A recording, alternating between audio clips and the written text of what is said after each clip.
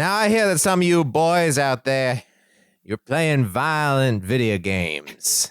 Preach. You're going out there, you're playing your Quakes, your Quakes 2. Uh-huh. Mm-hmm. I hear some of you even glorifying a life of crime in your computer games. Testify. I hear some of you like going around thieving. A thieving too, but let me tell you about the future. That thieving and thieving too is gonna get you. Who is this? I'm not talking about the Metal Age. I think this is which is sure. the future promised in the Thief games. This is Big Tent Revival Pastor circa I'm talking. 2000. I'm talking Also, about like a future. Great Awakening. This maybe? is the year 2025. I am up to date. Oh, it's okay, now. sure. I'm Yeah. talking about a future Oh. You do look where riddled with tuberculosis. everything, Yeah.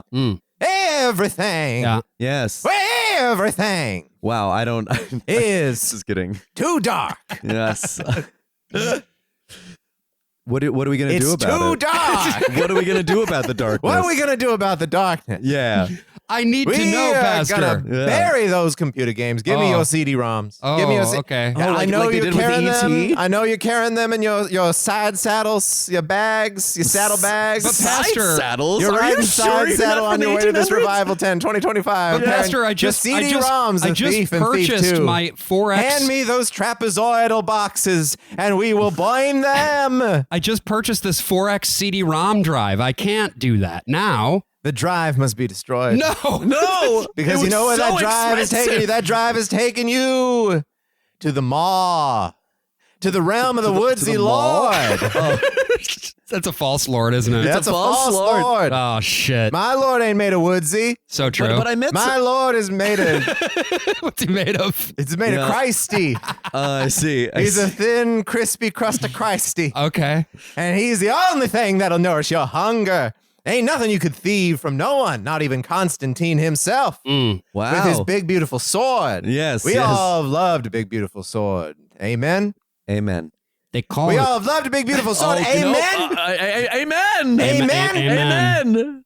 But sometimes big, beautiful sword doesn't cut it. Now, I like fill the you nod up. there. It's a little baby Billy. Yeah. I don't know who you're talking about. Is that a character from television? Yeah. You watching sinful television shows like Walker, Texas Ranger, Dr. Quinn, Medicine Woman? These things, they glorify. Northern exposure? They glorify pagan religions. Sure. You may as well be following the The woodsy keepers lord. let me know about a man named Pastor Brian. It was up to me to go. I hear that he has in his church a whole bunch of loot.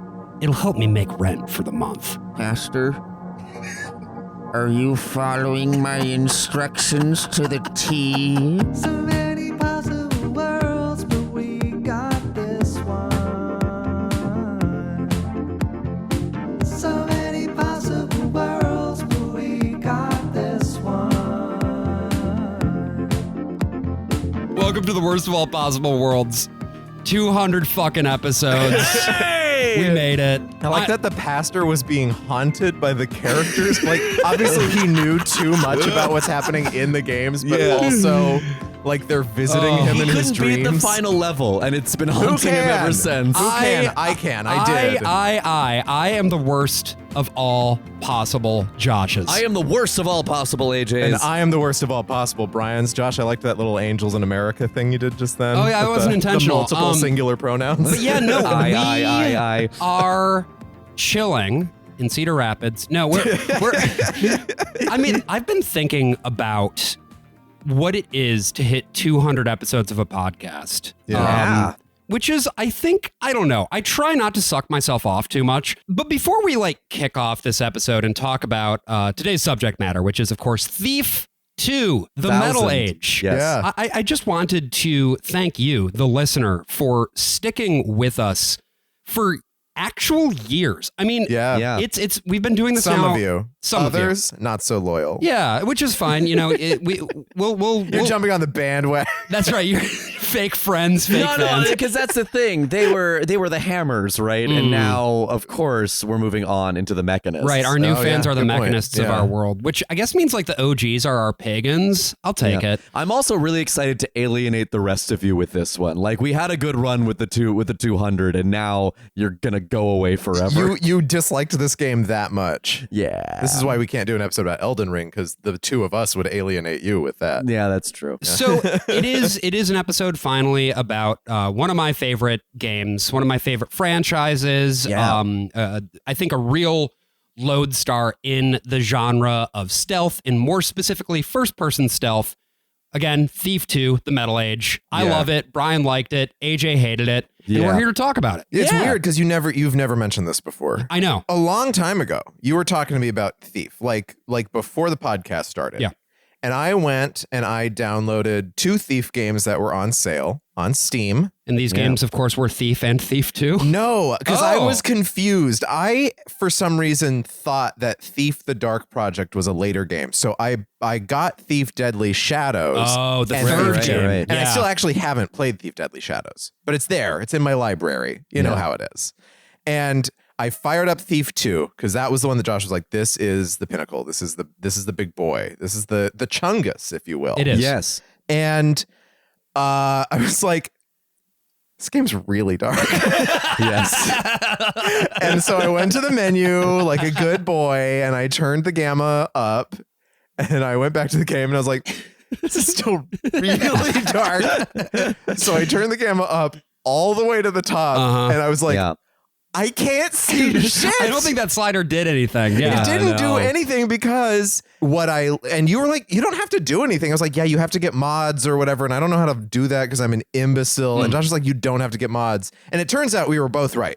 If you buy this game on GOG, the mods are in it. Right. Okay, it's already included. It comes with T2 Fix pre-installed. Yeah. If you buy it on Steam, it's fully nude.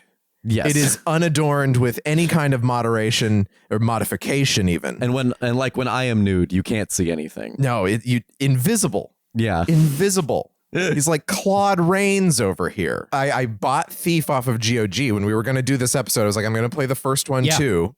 I regret that. And then I got the mods for Thief 2, played it, and it's still, with the way that modern monitors work, it's still pretty dark. The nice thing, though, is that the modded version of it, you can change the gamma pressing the plus and minus keys in the middle of gameplay. So I was just constantly adjusting, and then that was fine. And I will say, if you have an OLED panel, like a high quality OLED panel, it will work pretty well. That makes sense. Because an OLED allows for true blacks, which of course is also what Thief was calibrated for originally, because back when they made the game, you would be playing it on a CRT. Cathode rays, baby. And that's an antiquated term for electrons. We didn't know what those were yet. Thank you, Philo Farnsworth. And so, yes, it is very dark. One might even say too dark. Yes. But when you look at it on a CRT, it's actually just fine because of the fact that it was built for that specific technology. Still pretty dark. Yeah, it's still pretty dark. It's literally called the Dark Project. Yes. Yeah. What's interesting about Thief 2 is, at least with the mods that I played, you could see pretty much everything. I played it with the gamma cranked up the entire time. Yeah, more like the Bright Project. More like Thief for Thief 2. It's too bright. Well, and that's actually the thing, is that I know you're turning up your gamma. The game is calibrated so that you can see where the shadows are, so you know when you're invisible. Right, and when the gamma's turned all the way up, that can be a little bit trickier to you determine just when have you to look are. at the indicator, The little crystal, So I did find myself sort of toggling the brightness and it does as well. look better when you because the pitch black places are supposed to be pitch black. Exactly. Yeah. Like they are actually supposed to be free of detail. There was a point where I was one of the levels has these little houses out in front of the main place. Yeah. And if you go inside and turn the gamma all the way up, you find out that the walls don't have textures. Oh no. And it's also the thing, because it was just supposed to be dark. Right. They have all of like the light switches on the walls. And because I was playing with the gamma turned all the way up, I'm like, why would you ever need to turn on the light? That will just like attract people. And it turns out if you turn down the gamma, you can't see what's in the room to steal unless you turn on the lights. Yeah, there's this whole thing with flares and light switches that gets basically nullified with the modern modifications. And a lot of the magic is lost, because I think there is a lot of wonderful design that's done with the lighting, with the shadows, right? That the deadly shadows. Yes, that you many are saying this. That you fourth. That you lose with the gamma turned all the way up. Yeah. That being said, it was really difficult to play without the gamma being turned all the way up for me. And it ruined a lot of, like, the rooms are pretty empty for the most part. Like there's a couple things to steal here or there, but it Less than you would think, honestly. Yeah. But it just kind of reveals how much the darkness is a required element of this game. Yeah. So as much as we joke about being too dark, there was a method to that madness. Absolutely. Yeah. Thought I saw something. We should do a little bit of background table on setting. Looking Glass Studios, the Boston-based video game studio that created Thief. I've tried to simplify this as much as possible. There might even be some factual inaccuracies in how much I tried to simplify this because it's a lot of mergers and It's really acquisitions complicated. and sales and all of this stuff. So we start with something called Origin Systems. This was founded by the Garrett brothers, Richard and Robert Garrett. Richard Garrett, you might remember as the guy who went to space the first time a non-astro cosmonaut went into space. His dad is an astronaut. This is why their studio starts in Houston, in their dad's garage. Oh, sure. Richard Garrett had been working for a couple other developers before this point. I don't know if it was games or if it was just software. And in both cases, he didn't get paid. What? And he was like, what if I started a company where people got paid? What if? What a world. So it's not heartening exactly, but it is kind of interesting to know that video games have always been a fucking problem. Yeah. So they start this thing in Houston. It eventually becomes an Austin-based company, but it does start in Houston in the astronaut garage. They move up to New England technically the office is in New Hampshire, in Salem, New Hampshire. Okay. But they always refer to it as Massachusetts Because in interviews. Salem is essentially a suburb of Boston. Yeah. And most people don't really want to say that they're in New Hampshire. I know. For years doing summer stock, I would always claim I was just somewhere. People like, where? I'm like, don't worry about it. Just up there. I'm north of you. So Origin Systems makes a lot of really important games, but probably the first thing that really gets them anywhere is the Ultima games. Right. Ultima is one of the most influential RPGs out there. It's a first-person perspective. It's still like turn by turn. Every move is a click. And you're going through these things that simulate a 3D environment, but they're not actually three-dimensional. And we talked about this a little bit in episode 100, Deus Ex. Yeah. This is where Warren Spector also got his start, who, of course, would go on to direct Deus Ex, as well as Epic Mickey. Yeah. And it was Ultima Underworld that was sort of the first game that is generally considered an immersive sim. Yeah. And so Ultima Underworld is published by Origin Systems, but not developed by Origin Systems. So, okay, I'm gonna try to get this right. Right. So Origin Systems, after this time in New England, they go back to Texas. They move to Austin. Sure. They make it weird. That's where it started. That's good. I'm glad they did that. They start the Joe Rogan experience. That's right. That's right. So Paul Neurath is one of the employees at Origin who decides, I don't want to go to Texas.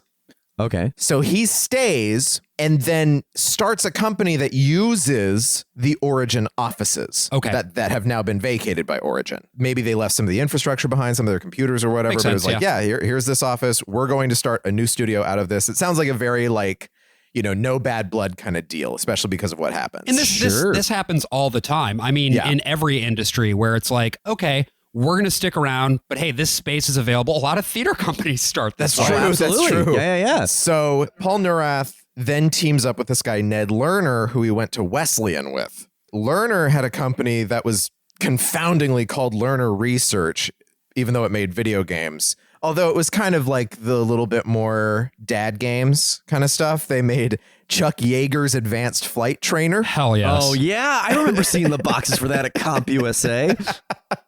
And Car and Driver, I which don't know that was one. sort of, Gran Turismo before Gran Turismo, right? It was supposed to be, it's a racing game, but it also has these, for the time, accurate simulations of the actual top 10 sports car as rated by Car and Driver magazine. Oh, okay. So they're tie-ins. They have a brand associated with them. So for the first couple years, it's called Lerner Research, and then they changed their name to Blue Sky Productions, So right? yeah, once Neurath gets involved with Lerner, they moved the operation down from Salem, New Hampshire to Cambridge, Massachusetts. Right. That's when it becomes Blue Sky, which then becomes Looking Glass. 2 words, Looking Space Glass. Not yet Looking Glass Studios because fuck you. And they start working on a project called Underworld, Ultima style game, an RPG, first person perspective. And you have to think about like why these Western RPGs are being designed first person. And you have to think about like the dungeon master thing, right? You walk into a room, you roll to perceive something. Right. It's a natural extension into text adventures first on computer, and then to visuals, which retain that first person characteristic. And of course, Japanese RPGs take a very different approach. However, Dragon Quest, the thing that really gets it going, all of the fights are in first person. Right. So they decide that they are going to make an actual real-time first-person simulation. It is 3-dimensional and it moves. It actually moves. So this is not just 3D, but because, these people are really trying to do everything they can, they have physics simulations. They have objects that you can pick up and throw for basically no reason. And this is the first time you're also really seeing texture mapping on 3-dimensional objects. They do a tech demo of it. Sure. War Inspector and the gang at Origin see it, and they're like, oh, hey, what if we publish this? And we'll make it into an Ultima game. So that's what they do. They make this fully 3D. You can actually walk around. It also innovates in the field of having buttons that let you look up. Whoa. And down. Wow. Whoa. So this also inspired... Can you see your feet yet? Or is it just like Oh, that's a good question. I have no idea. I doubt it. Because feet wouldn't come along for... I mean... No, not until Mark Zuckerberg. No, that's what I'm saying. Yeah. Along with legs. Yeah. So this demo also gets seen by such luminaries as John Carmack, unproblematic person. And he's like, I could do something like this, and makes Wolfenstein 3D. Right. So this starts really the 3D revolution, right? And this leads to Doom and everything else. And that's all inspired by the first Ultima Underworld. Yeah. Yeah. And Ultima Underworld has a lot of really interesting, weird little things about how the simulation affects the way that you play and everything. You can also see a pretty direct line from Ultima Underworld specifically to Kingsfield. Right. From Software. And I think the ideas that drive the style of development for Ultima Underworld end up becoming kind of the philosophy for everything Looking Glass is doing for these first-person games. Which is to say, environments that are highly interactive. Yeah. An emphasis on first-person exploration, but that I think really reaches its apex with the original System Shock, which they released in 1994. And I think it's worth noting that like this explains some of the things that seem kind of weird jumping into these games now, where it's like, oh yeah, Thief is like an action game. It's like Thief is kind of an RPG. Yeah. Yes. But it's taken out a lot of the RPG elements. But that's what it's like. It's removing stuff. Instead of being like, oh, we're creating this genre, it does this thing, which is why it feels and looks so different from Metal Gear Solid, which is like an action game. Right. Yeah. Ultima Underworld sells pretty well. System Shock does not sell very well, but everyone loves it. And like the producers love it. So they want to fund another one. And anyway, Looking Glass gets a contract to make a Star Trek Voyager game. Oh. And from what it looks like, I've seen the screenshots of the backgrounds and things. They're like fully rendered backgrounds. So I'm assuming it was like a point and click type game, or maybe a tank controls, fixed camera thing. Sure. And they hire a bunch of new people to start working on this, including Ken Levine. Okay. Not Ken Levine of MASH and Cheers and Frasier fame. No, Ken Levine, the Bioshock guy. Yeah. Yes. And Doug Church. A guy named Doug Church, who doesn't get the same kind of fanfare that Ken Levine does because he didn't become a star developer. Is that the name of your pastor? Doug Church? No, but my pastor growing up, his first name was Abbott. Really? Another thing that's worth noting, by the way, is that Looking Glass ended up developing the Genesis port of Madden NFL 95, I think it was.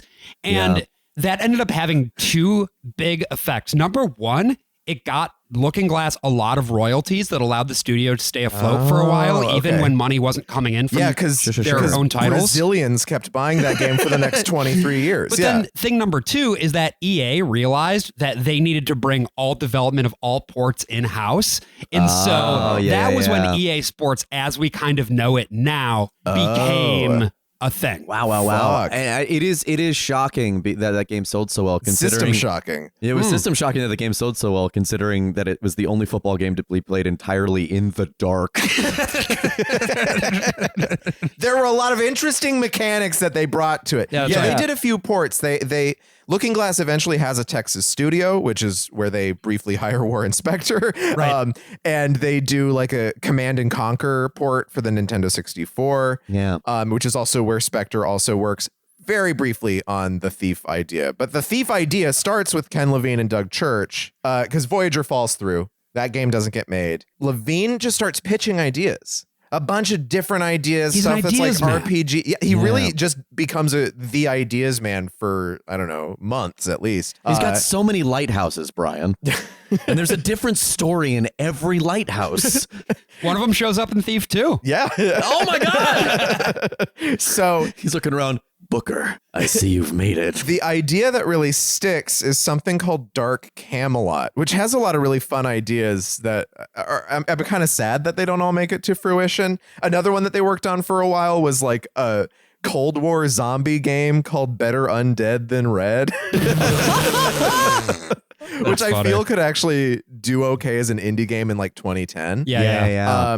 So Dark Camelot is like, okay, we're turning all this shit on its head. King Arthur, bad guy. Oh my God. Guinevere, bad. Whoop. Lancelot du Lac, bad. Hold on. You're telling me that it's Camelot, but what if Camelot was dark? Yes. What if I it was would dark? say too dark. What if you were the Black Knight? You know, the nephew of Morgan Le Fay himself, Mordred. Yes. But black also has two meanings here because you're black. Oh, like It African has a American? black protagonist. Or I guess not African American. Yeah, I don't think it was. I mean, it could have been modernized in That would some have been way. really funny, actually, if it He's was American? a black American. Yeah, He's a He's kid in King Arthur's He's court a black situation. Connecticut Yankee in King Arthur's court. I'm into it. So that would have been interesting because you don't see a whole lot of black protagonists, right? Until you Right. start getting games where it's like make your own protagonist, and also you can change the color of their skin. And then that one game that's set in feudal Japan with the black guy that a whole bunch of anti-woke people are that's really mad the about. Assassin's Creed game, Yeah, which yeah. was you're not even playing as like a black character, you're playing as a real dude who existed. Right. He's very good. I like the Yeah, characters. none of in those that guys game. get mad at James Clavel. Clavel. Oh, Clavel. None of James those guys Clavel. get mad at James Clavel. No. For all the liberties he takes with history. Yeah, come on. I mean, it's really funny that man was just a British dweeb who had never once been to Asia, who locked himself in his basement and Many wrote this such cases. entire like epic saga. There's a about it. fucking. I learned the other day. You know the band Asia?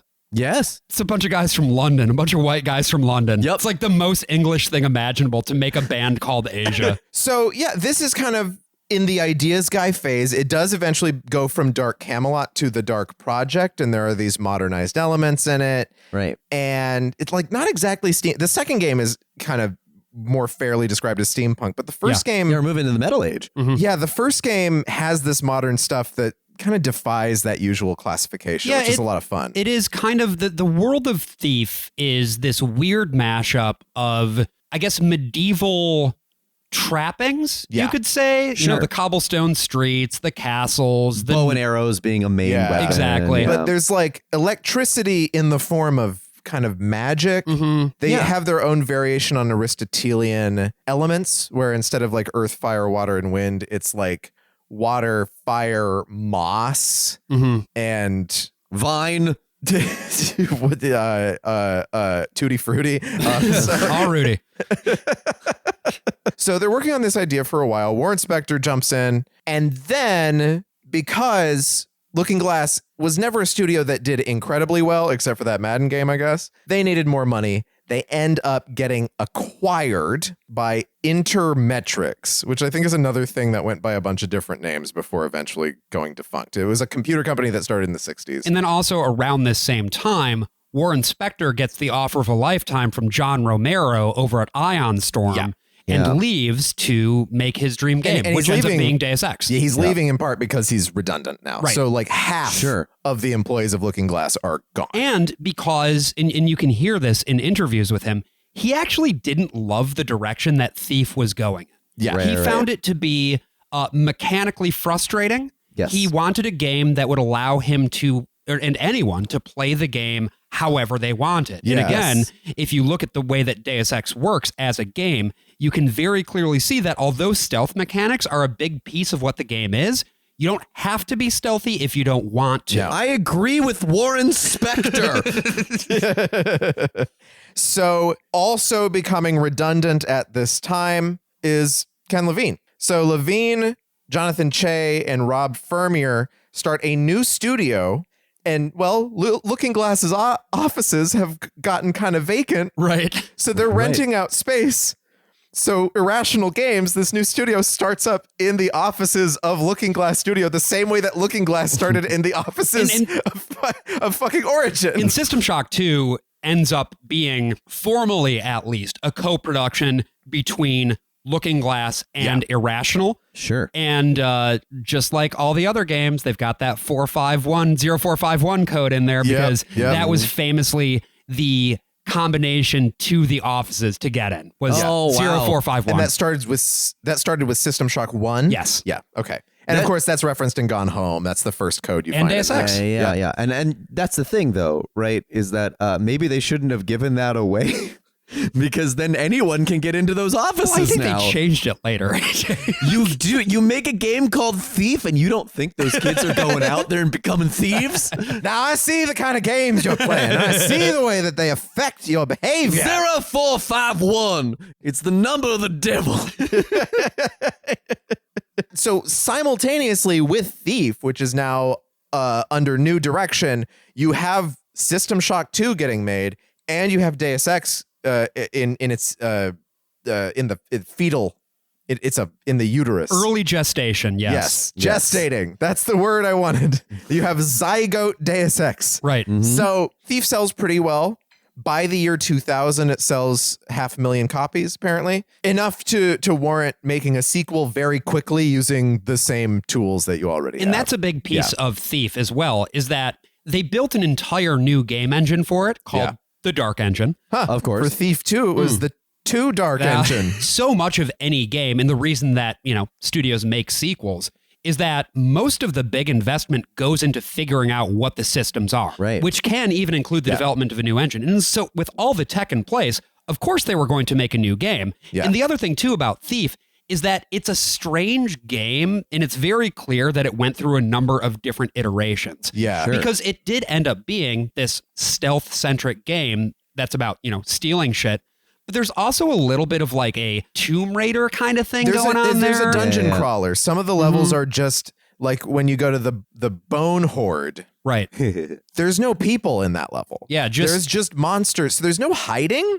Most of the time you can just run away from them. Yeah. They're like dinosaurs that spit gas at you, which have a great the sound. Burks, I love the sound that the dinosaurs make. I found their heads in Thief 2. Yes. Yeah. Yeah. There's also the water arrows. You can douse them in holy water and then use them to explode the zombies. It doesn't fun. explain that. It just has a section that says there's holy water here, and you're there's a lot of supposed to times figure it out yourself. Where I was guess. watching just like clips from Thief and Thief 2, like run-throughs of things, and I was like, oh my God, you can do what? Like the mechanical children in Thief 2, there's a thing, if you take your sword and hit it 5 times, you can get the little like head out of it. There's no indication when you hit it with a sword that it does anything at all. So you just kind of have to just be really mad at it and just be hitting it over and over again to discover that little secret. One of the interesting things, because Thief 2 comes out in 2000. Yeah. The Looking Glass website is still up. Oh.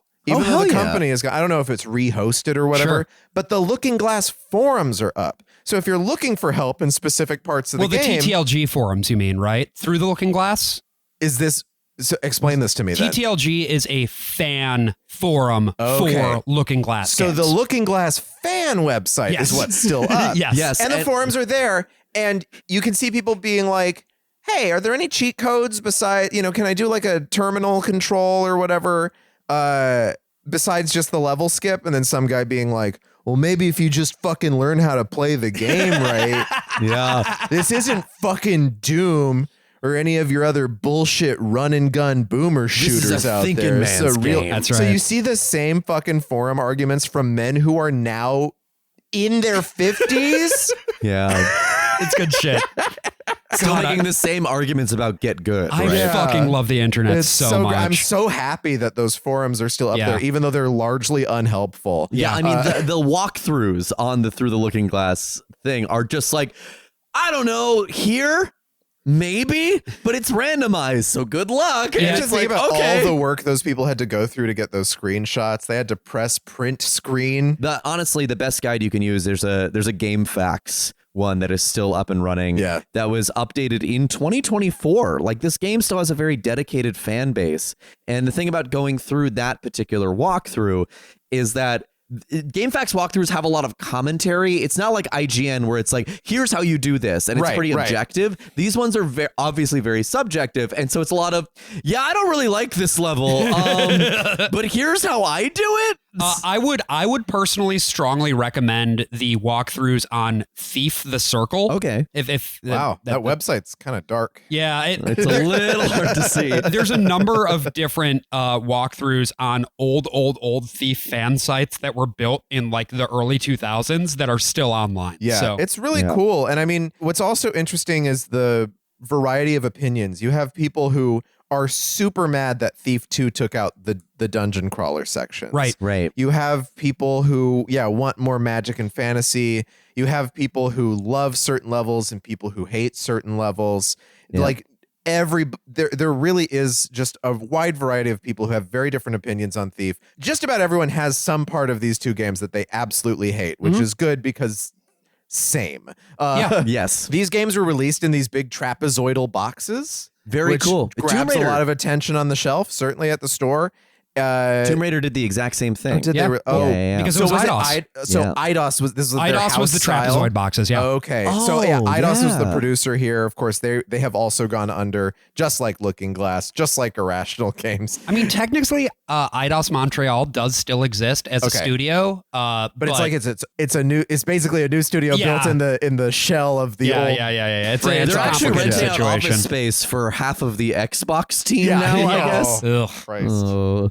Sorry, everyone in Sorry, gaming. everyone in the gaming industry. You don't deserve this. You were making such good fucking games, So, and now we're going all in on AI. So Thief 1 went through a lot of problems. They had to completely rewrite the enemy AI at one point. Like they had built so many ideas on top of each other, it just didn't fucking work, and it was a disaster. Yeah. Oh dear. And what you see still in these games is a lot of inconsistency. Yeah. Yeah. There's stuff where it's like, I snuck up on this guy perfectly, and he didn't even have the what was that moment. He just went He straight just into turns right aggro. around and hits you. Yeah. That's definitely a frustrating aspect of it. The first game has Garrett accidentally team up with the god of the pagans.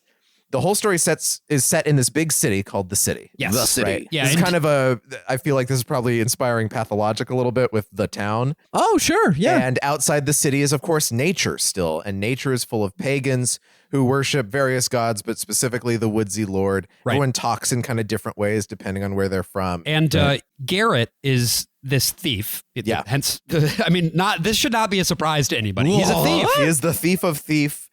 He was part of. There are a lot of clubs. There are a lot of clubs in a these lot of games. organizations, a lot of factions And at so play. Yeah. Garrett was part of a thieves guild as a child. Right. And then he betrayed them. They fed up. They with are this fed up with this world. Yes. And then there's a very annoying mission where you have to go back to the thieves guild. But the one cool thing about it is all the NPCs are like, Garrett, what are you doing back here? Only in Thief Gold do you get that mission, which is the expanded version re-release, of Dark Project. But Yeah. basically, Garrett ends up becoming part of a group called the Keepers. Yes. The Keepers are a secret order, and their whole thing is they're really good at thieving.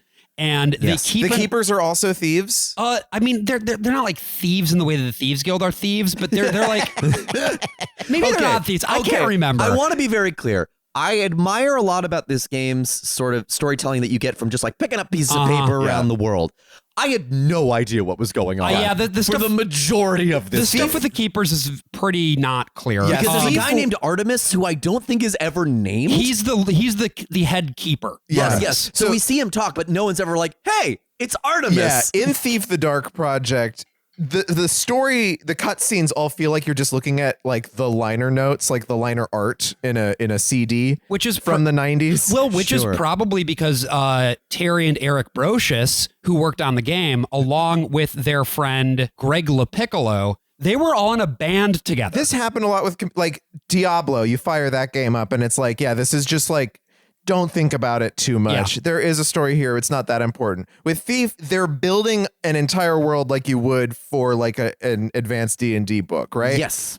And you're getting just these little like, okay, this club is doing this thing in level 1. This club is doing this thing. None of it really matters until you get to like chapter 8. Right. And then Yeah. it turns out this one guy tells you to steal a sword. Turns out the guy who hired you to steal the sword was the guy who owns the sword. And he was like, I was just testing Who you. is also the devil, by the way. He is the devil. He is the woodsy lord. He is the Yes. king of the pagans. And then he makes you take this relic that's like an eye. And then he takes your actual eye out of your head and leaves adds you it. for dead. Yeah. Yeah. Along with his buddy Victoria, his buddy who Victoria, can turn who- into a tree. She's Poison Ivy. She's a sexy vine lady Yep. who likes to laugh in the walls. Yeah. All the cutscenes are kind of slideshowy, but they also have these FMV silhouettes that look like the Ralph Bakshi Lord of the Rings. Yes. Yeah, Yes. stuff that he did after he ran out of money for animation. And this same presentation style Carries over. Yeah. into the FMVs in Thief 2. Yeah. And I think this is really fun stylistically. Yeah, It looks cool, They yeah. veer between the silhouette stuff and then like this sort of it almost looks like keyframe, but it's not keyframed animation of faces and Right. things like that. And those faces look weird. They Yeah. look weird, But in a they're fun kinda way. No, but in a very off-model. stylized, fun way. Yeah. Yeah. It's a lot of energy. The plot of Thief 1 doesn't really happen until 3/4 of the way through. Which is to say, Yeah. Garrett, and this is invariably what happens with Garrett, is that he's just trying to steal some shit to make rent. Yes. And then he gets caught up in forces that are much, much bigger than him. And in this particular Yeah, very case, Dashiell Hammett. it turns out that he is going to team up with Constantine, the woodsy lord, to end civilization. Yeah, maybe? he's going to bring about the Dark Project and make the world too dark. That is the actual plot. And then instead of ending with a boss battle, we talked about this a long time ago when we talked about Prey, is like Yeah. every single immersive sim in history has a terrible ending. Yes. Thief 1, I was like, oh, these games are going to have some sort of stupid bullshit like BioShock boss fight at the end. Yeah. No, they were smart enough not to do that. They're like, we're going to use Garrett's skills as a thief, and you just have to replace the magic eye with a fake magic eye that the Hammers, who by the way are the Christians in this Yeah, story. the Hammerites. Yes. They're Or Hammers. The Hammerites They are believe in the master builder. Right. Yeah. They're big fans of Henrik Ibsen. They love it. They have a They love Wallace monotheistic Shawn. god. They're instead of a cross, they have a hammer. It's a pretty nice little parallel. They make this little fake device.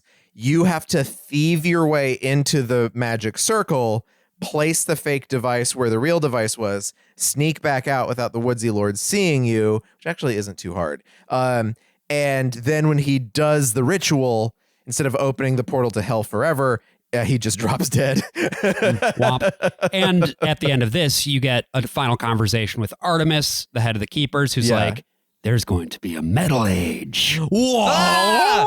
And that leads us right into this Thief game. 2 the Metal Thief Age. 2 the Metal Yeah. Age. The Middle Age. Because you have completely devastated the pagan world.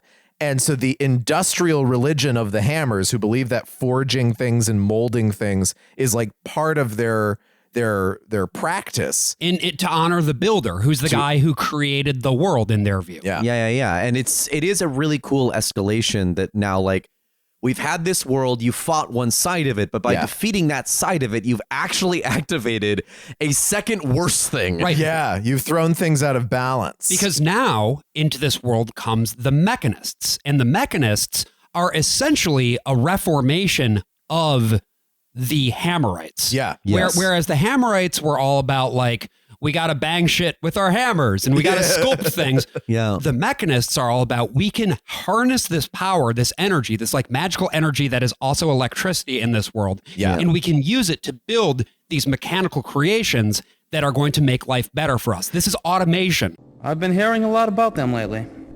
Don't know what to think of them yet, but seems like they've got plans to improve the city, making life better for people like me, which is more than you hammers ever did. The heretics are naught but a trial for the faithful of the Builder. They know nothing of devotion, of faith, of craftsmanship, or skill, and blindly follow the path of lies, greed, and deception. Markest thou my warning? At the forge of the Master Builder, he will separate steel from dross, and those who follow falsehoods instead of faith will be forever cast aside. Yeah, whatever you say. Let's just go and finish up our business. And this has happened very quickly. Yes. Yeah. So much so that there are people, when you're casing some people's homes, you can find pieces of paper that are just like, hey, we noticed Yeah. you still got hammer iconography all over this house. and I would advise changing It would that be a real shame. if something happened to you. Yeah. And you get these conversations in the second game too. They do a much better job of integrating the narratives, plural, into the game itself. Well, NPCs do have dialogue all throughout Thief 1, and that's very influential for games that have been made in the last 15 years, Right. especially. But a lot of the dialogue is just kind of funny stuff. Yeah, they're just saying random shit. Whereas here, Thief 2 was on an 18-month development cycle. My God. So Jesus Christ. they had to keep it focused. And I think they, for the most part, succeeded. Yeah, I think some of the style in the writing is gone. There's a way that people use like early modern English and say thee and thou, which Right. mostly is correct in Thief 1 and is not at all in Thief 2. But actually, I think it's really fun. I agree. In Thief 2, how I it's agree. just goofy. It just And- goes out the wayside. Well, no, because people are Pagans- pretending to be. That's true. Yeah. That's true. Yeah. And pagans outside the city, they talk like Squizgar from Metalocalypse. Yeah. They just Yes. add S's to everything. Well, Looks, they're use- like kind of doing like a this is Gollum and dildos. Smeagol thing too, There's a little definitely bit. a Gollum It's like thing, yeah. Mises wants some cheeseums, you know? That's a good point. And I Huh. think with all of the sort of groups, That's a whether you're callback. talking about the Hammerites, Yeah. the Mechanists, the Pagans, or just your average city dwellers, yes. it doesn't do to get too bogged down in the specific details of what the thing is. It's No, best just kind of let it wash over you. Because Garrett is also having that happen, right? Right. I Yeah. never felt like I was upset that I didn't know what was happening because Garrett also doesn't really know what's happening. Yeah, and he doesn't want to be a part of it. Yeah. He Doesn't just wanna- wants to make rent. Yes. It's interesting to compare him to like Solid Snake, who's always, answering in the form of a question, trying to figure out the next thing, Metal Gear. and is just being tossed around by the tides of history. Right. Garrett is also being tossed around by the tides of history, but mostly just wants to be sarcastic about it because Yeah. he is a Gen Xer. Yes. And my favorite thing is the decisions that they made for what Garrett comments on. Because he'll be going through the weirdest shit imaginable completely out of nowhere, and then he'll walk into someone's library and be like, huh, crazy that this guy has books. And meanwhile, in that library, there is a full fucking ghost Yeah. that can come and suck your soul out. But he's like, books? Read much? It's a throne room. How pretentious can you get? Yeah, I think Garrett is, as a character, just pretty nonplussed by most things because Yeah. he's seen so much shit. And by the time you get to Thief 2, he's gone through the ringer. And so there's very little left that's going to catch him off guard. I wish I found him compelling at all.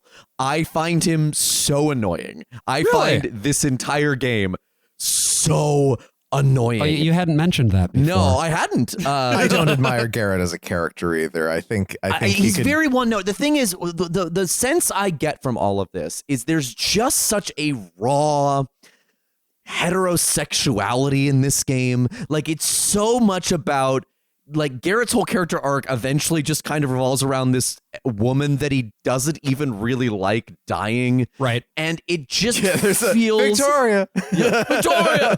But it just kind of feels it's the Gen X thing. I think Right. that's what's so Yeah, off-putting about him. He's just to me. smarmy. It's interesting Millennial because Garrett be like, so that just happened. yeah. Yeah, I know. And like, probably will. And that's he the almost crazy thing, never right? gets a chance to be vulnerable in any way. Yeah. Also, it's first person, so except, however, in Thief 1, you do get that. When his eye gets stolen, Right.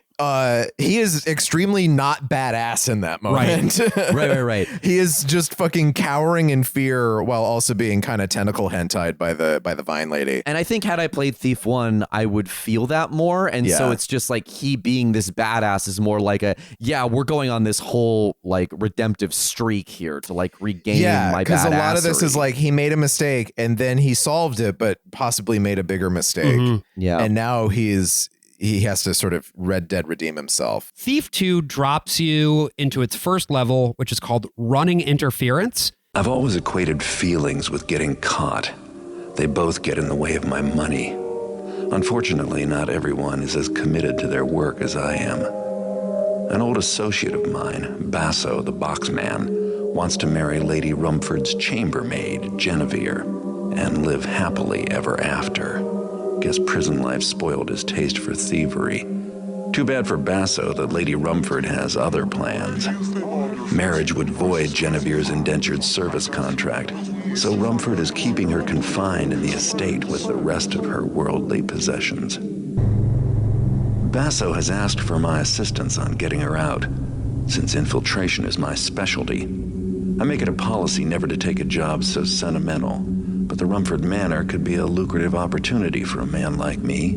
It would also mean that Basso would owe me a favor, and in this line of work, you can never have too many of those. You know, you go in, you knock out some guards along the way, you steal some shit, and you help her get back out. So this is this game's attempt to get you up to speed if you haven't played the first game. Yeah. And it introduces you to a few things. First thing, the light gem. Basically your HUD. It's down at the bottom, and it displays how dark it is. And how in cover you are. Yeah, exactly. Yeah. So yeah, there's a matter of distance.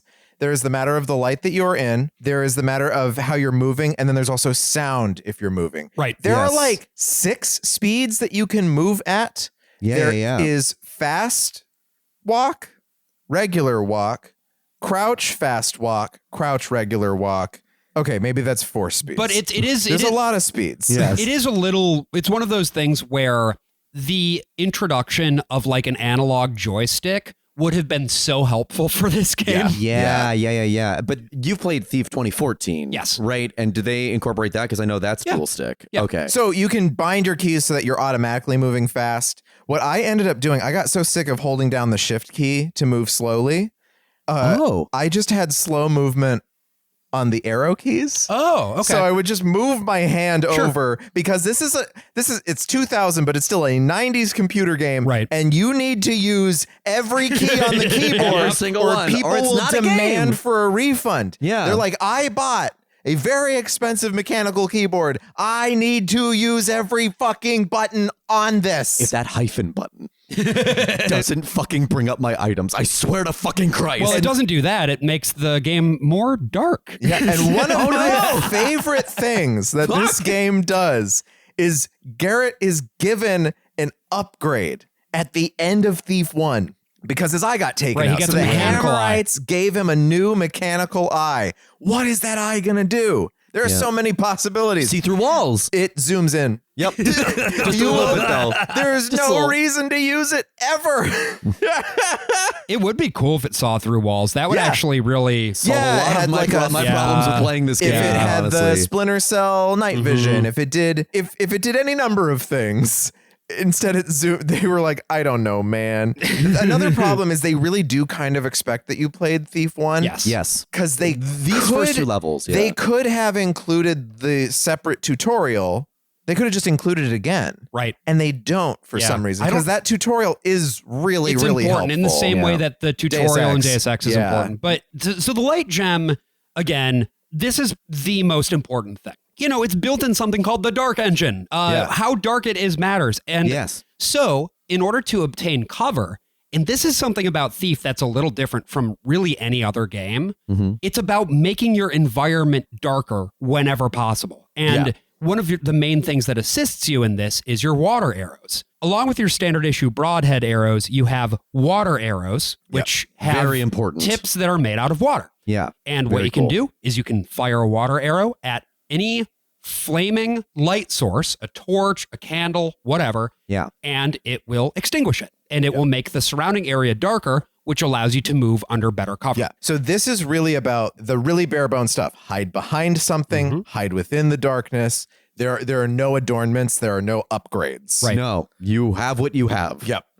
You got to stay still when there are guys who are near you, or otherwise they will notice you. Also, the guards have different levels of alertness. Yes. And this is one of the things about this game that is simply not signaled very well in terms of what level of alertness they are on.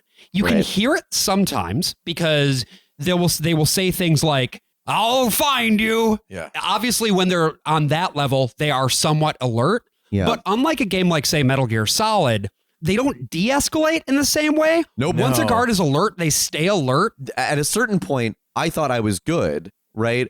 I walk in and I was in the shadows, completely hidden. I saw the guard still looking around. Right. He literally just turned and ran at me. Right. Yeah. Which is incredibly frustrating, and it leads to a lot of reloading, which Yep. is sort of part, that's part of the whole design of most PC And- games. and- Well, right? especially around this time. Yeah, yeah, yes. yeah. And Thief also has stealth takedowns. I don't know if it's the first game to do that. I think it might be. But essentially, if you come up on an enemy unawares, you can get them with one hit. Yeah, you just Yeah. bop them from Bop 'em behind on the head. with your It blackjack. can be non-lethal or it can be lethal. You have backstabs as well. I think, So- one of the mechanics that I really longed for was if a guard is alert, if you were able to distract them with, say, a noisemaker, or if mid-combat you were able to get away Right. and then sneak back up on them and bop them Yeah. on the head, it would one-shot them, but that is just simply not That how generally is not the If case. they're Yeah. alert, although sometimes I think I did knock out It an depends. alert I guard. don't know when it is that one way or the other. Yeah. So usually if they're alert, it means that hitting them counts as a hit instead Right. of a takedown, right? This doesn't Yeah. do takedown animations. You just have to do, and sometimes you can see the NPC AI like check the code where like you hit it and then it stands there for a second and then it falls over. Yeah, my It's favorite- like, did this hit count as the takedown? Okay. Yes. Great. Did you ever knock anyone out when they were already asleep? Yes. Because that is really fun. Oh, 'cause they stand You back bop up them and on the they head, fall fully over. stand and fall Yeah, over. yeah, And then yeah. the arrow can also do that, which I didn't realize until pretty late into the second game, is that the arrow can also do a stealth takedown, It can, but is less consistent. It is much less consistent to the point where I really had to stop using them. And I know that there's a whole contingency of Thief fans that are like, you got to get through the level without killing anyone, and or even sometimes using your blackjack. And that's it's just like difficulty levels. They can do whatever the fuck they want. They need to shut I mean, the fuck generally up. speaking, once you're playing on expert difficulty, You which can't- I you can't do, kill you anyone. can't Yeah. do it anyway. Yeah, And in this game, there's even a stage that limits how many people you knock out. right. It's a 5, I Yeah. think, that you can knock out in total. But So that's a little bit about guard behavior. The other sort of core mechanics that I think are worth noting, Yeah. you get a map and it sucks. I will say I enjoyed the map when it's just a house. Yeah. I think that's really like uncovering the rooms and having it fill in, I think is a really fun mechanic. The problem is when the levels become too sprawling, the Yes. map becomes pretty fucking useless And pretty this, fucking this is quick. why it's good that you did not play Thief 1. Yeah. Right. Because, well, the second stage shows you a kind of simple map. You played the first level and you're like, okay, I know how this works. And then it's like, oh, this map is not illustrative of fucking anything. Right.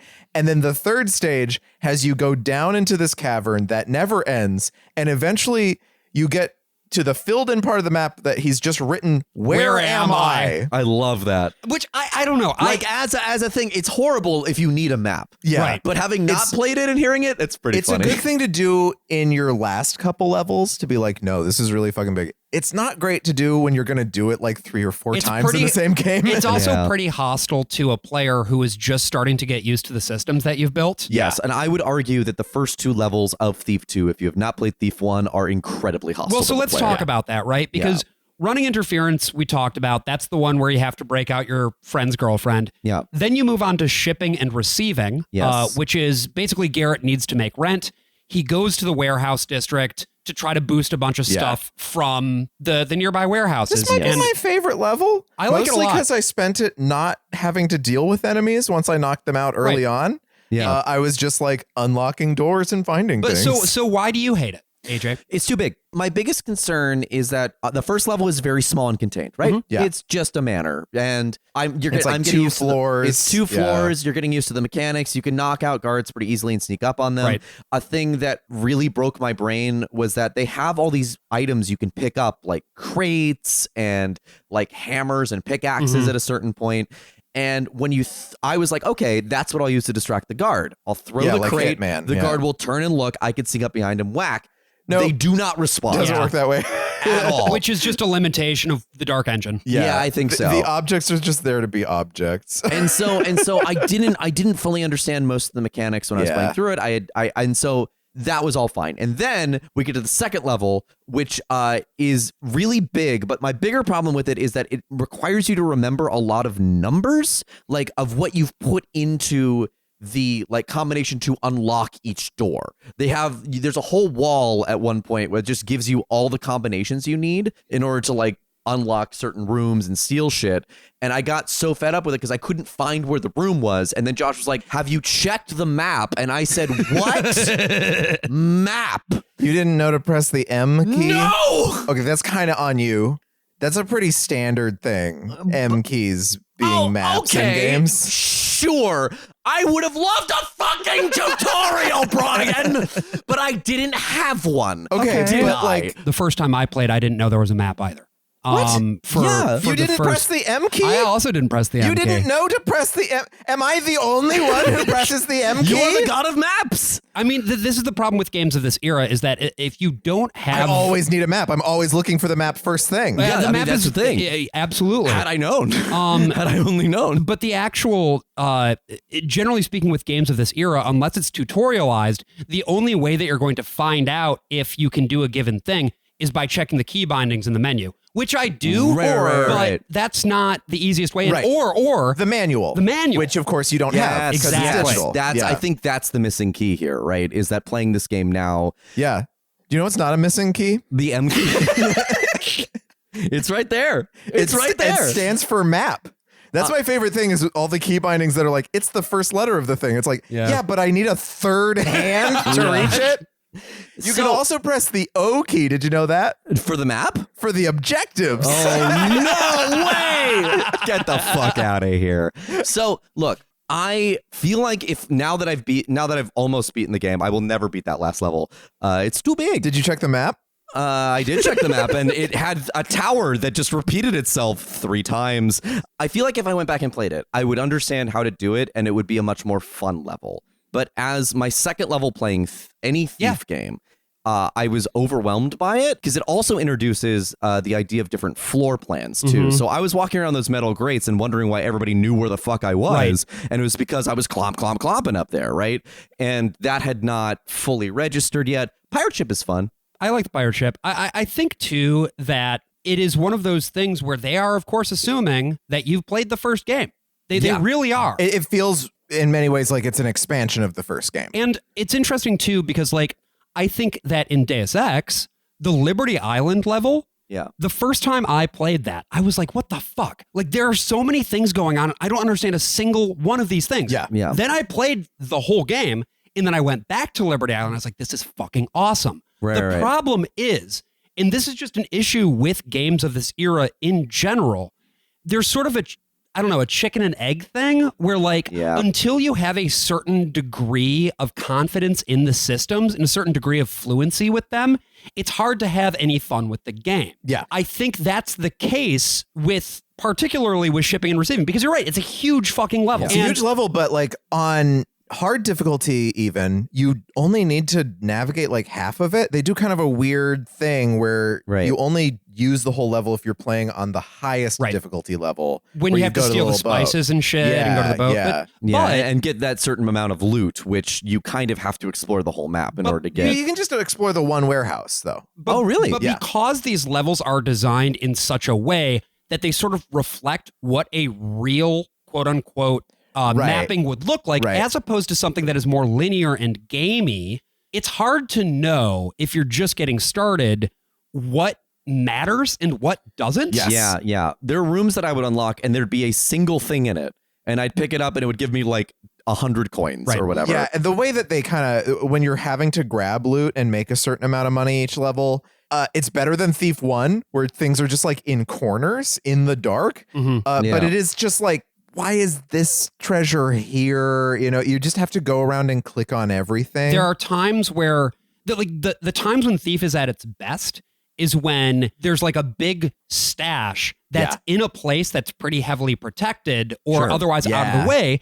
because then you have that feeling of, oh my God, I've found the secret treasure trove and now I found all of this treasure. Yes. The counterpoint to that, which can be very frustrating, is when you spend a whole bunch of time and effort getting into a place and there's fucking nothing. It's not a goddamn thing. And that's, we'll get to this in the second part, but like the kidnap is a huge part of that, because there's 6 zones and I spent hours clearing them, and most of them have nothing in them. Oh yeah, and that's Bupkis, not yeah. and that's not the approach that the game wants you to take. But again, Right. it's it really wants just one approach. Right. It wants you to be clever about it. And you can kind of take it a couple different ways, but it's Right. like doing kind of one thing. right. Other thing I should mention, the lock picks and the way that the lock picking mechanic works in this game.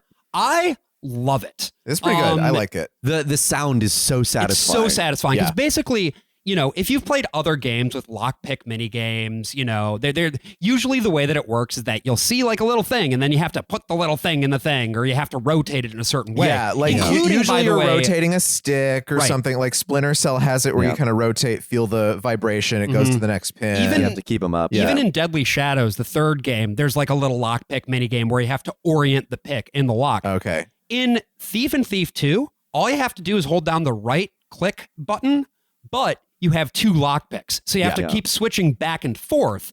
And each of the locks will get unlocked at a different speed. And when this mechanic is at its best, it'll be a situation where it's like, oh, I need to open this door, but there's a guard coming down the like, oh, hall. fuck, oh, fuck, and oh, you fuck, have oh, to fuck. keep switching back and forth between your lockpicks to be like, oh my God, is this door going to open in time? And it's great. There was one where I was it's in the ambush level, but I was trying to unlock this door and the guard was coming like, oh fuck.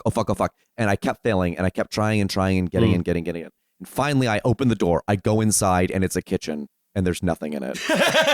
Except food. And food does kind of something. If you eat 2 pieces of food, you'll get like 1 health thing back. And some levels have as many as 4 pieces of food in them. So you get a whole 2 health back. And I mean, obviously That's enough to save you from 1 kind of long fall. Right. Yes, and half of a single attack from an enemy, right? Garrett is purposefully designed to be a fragile little boy. And I think this is part of why I genuinely just like hate Thief 1 is the levels are so big. It's extremely stingy with items. Yes. You have this mechanic where stuff that you steal is worth a certain amount of money and you can buy items between levels. Those items that you can buy are different every single time. You have a different loadout every time that's not decided by you. It's decided by how the game is scripted. Right. And they're very expensive. However, Thief 2 has a lot of items that you can find in levels. Yeah. Except for the last one with health potions. Like usually you can find a health potion or 2. And health potions are interesting because immediately they'll heal you 2 little health things. But they kind of work like Estus in, I think it's Dark Souls 2, Yeah, right? yeah. Where over time, it heals a bit more. Or med hypos in System Shock and System Shock 2. Okay. Oh, okay. So if you're not actively in a fight, they're very, very helpful for you. There's not much that can help you when you're actively in a fight. But if besides you're fighting. in a very long level and you've already used your stuff to get through or you've taken enough hits, then all of a sudden you're just in a mode where you take 1 hit or take 1 kind of shitty fall. That's the end of the level every single time. Yeah, and I never felt you that in get Thief caught. 2. Yeah, you get caught in a loop of that, especially in Thief 1. Except and for the one level. last I mean, level of Thief 2. The other big piece of it is that Thief 2, the level design gives you more avenues to escape. Because generally speaking, if you want to survive in this game, the best thing to do is run away. And Except that the guards' alarms don't ever fully go down. And that's the problem, right? Is that you can run away and hide fine, but the minute you try and re-enter that area, they will beeline for you. And so it's just better. You're better off reloading every single time if you get seen. Depending on the area. Sometimes you just don't need to go back to that place. Well, that's true. That's true. If you don't have to go back, it's ideal. Just fucking book it. The next couple missions kind of tutorialize a few other aspects of the game. There's a level called Framed, where basically Garrett takes a job from an anonymous client. He has to go to the City Watch, which is just the cops, and he has to frame a lieutenant.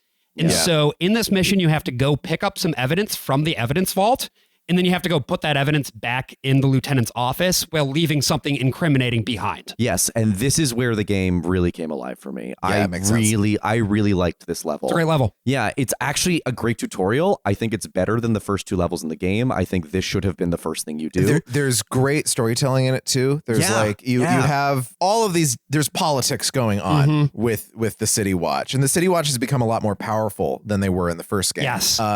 Because for reasons. In the first game, it's the Hammerites who have all the power. Right. Right. There is a City Watch, but they're kind of subsidiary to this. And here, the Mechanists are actually making the City Watch more powerful. And you just have a particularly greedy chief who's really involved in making them a police state. Which is something that then contributes to your understanding of like, what is the big bad in this world, which it turns out is this guy named Karras.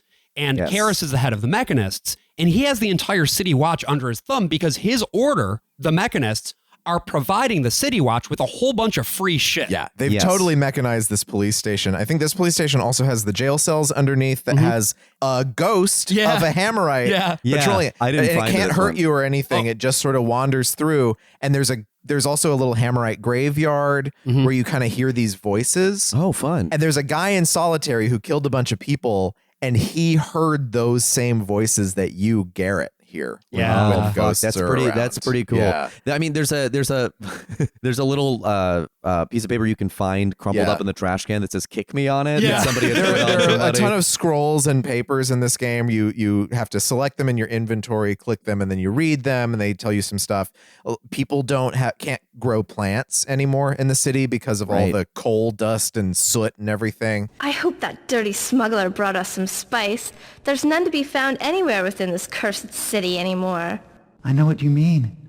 I used to grow my own spice, as well as fruits and vegetables, but all my crops died months ago and won't grow back no matter what I try. It's as if all the plant life in the city up and died. Have you noticed that all the trees in Eastport are wilted and dead? Maybe Davidson will smuggle in trees next. And yeah, there's like this one cop that all the other cops hate, so they put a kick me sign on him. And we get introduced to the one cop who's constantly shit-faced, who I think who's in every single episode. Jesus, every single level. Also voiced by Stephen Russell, the voice of Garrett. What's a big fella like you doing out here at night? Big fella. Don't you want a woman to keep you warm? What for? This uniform is plenty warm enough, and it's not even cold out tonight. Yes, and he also voices Karras, I believe, as well. And this is how I know they're D&D fans. I can't prove it, but I think Karras is a riff on Karras, and it would have been around the same time that this had been released as a D&D Karras module. also a robot guy? Or? No, well, kind of. Is That's he a the huge thing. weenie? Yes. Well, he can be. It depends on how you play him. But he basically the whole idea is that humans built these floating cities in this enclave called Netheril, this empire called Netheril, and then they fall to the earth. But he's like a scientist. Well, the wizards, which are the scientist versions, in D&D, and he wants to become a god. And by doing so, he brings all of the Netherese empire to the ground. Like all the floating cities come crashing to the earth. Yeah, that sounds pretty similar to what Karras wants to do. Because Karras' whole deal is, he's mechanizing everything. Yep. But it's with the ultimate intention of destroying all organic life. Yeah, he's doing the plot of the movie I, Robot with Will Smith. Taking it back to this level framed. Yeah. It's a game that forces you to figure out the stealth mechanics. Because it also forces you to figure out the drop mechanics, because that's a key I did not press. No? Oh, yeah. And I was like, the R key. A lot of items. Brian, the R key. A lot of that's on you. Yeah, come on, Brian. A lot of items you can pick up and toss. And so it's like, well, I have this item that otherwise has no other function, so I might as well just be able to toss it by clicking. Right. Yeah. And it's like, no, you have to use the drop key. I did have to look that up. Yeah, that was You my didn't have to first- say that, AJ. You could have won this battle. No, I knew obviously it's the R button. Intuitively understood the R key. Oh, no. What I'm saying is all the buttons are bullshit.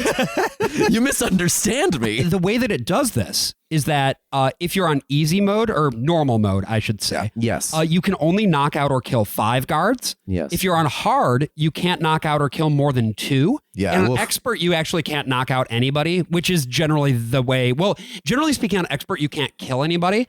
But in this level, you can't even knock anybody out. Yeah. Right. This is also where you kind of find out robots aren't people. You Right. can dismantle a robot, you can kill the security camera guys, but they don't count as people. And this is sort of a reflection on the way that difficulty works in this game in general. They I guess took some inspiration from GoldenEye on this one, GoldenEye 007. Oh, sure. Which Yeah. GoldenEye also on different difficulties. Yeah, now that you the mention map it, stays the same. but they add objectives to it. Yeah. In Thief 1, on normal mode, they don't have an easy mode. On normal mode, a lot of those levels just end when you grab the thing you're supposed to Right, you steal. don't have You don't to even have to exfiltrate. make your Yeah. way out, which is Right. very strange. I mean, I did have to make my way out on a lot of missions, but I don't really remember how they ended in like the earlier ones. So it was in probably... Thief 2, you do always have to exfiltrate. Okay, they did great. realize Which that, like, that's an that makes important part of sense. the game. Yeah, but that's what thieving is. So the other big things that change on higher difficulty levels is that there's fewer item pickups hanging around the map.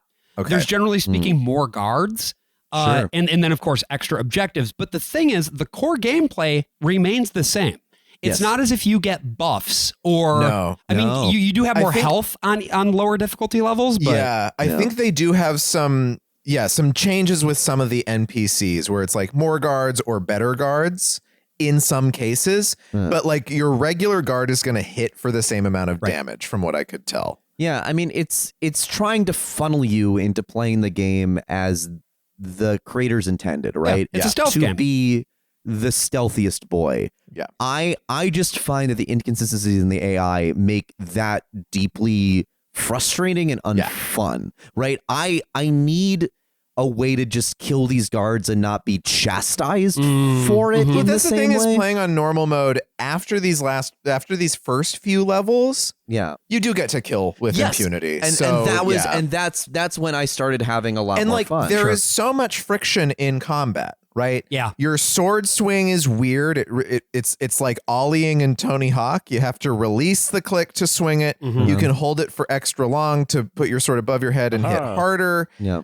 You kind of have to do this sort of back and forth thing. You can block, they can block. Oh, I didn't know you could block. I yeah. did a circle strafe around them, and if you That's better than blocking. Yeah. So yeah. if you go to their sword arm, they cannot hit you. Yeah. And you're just Parry like, is bam, not bam, bam. reliable in this game. No.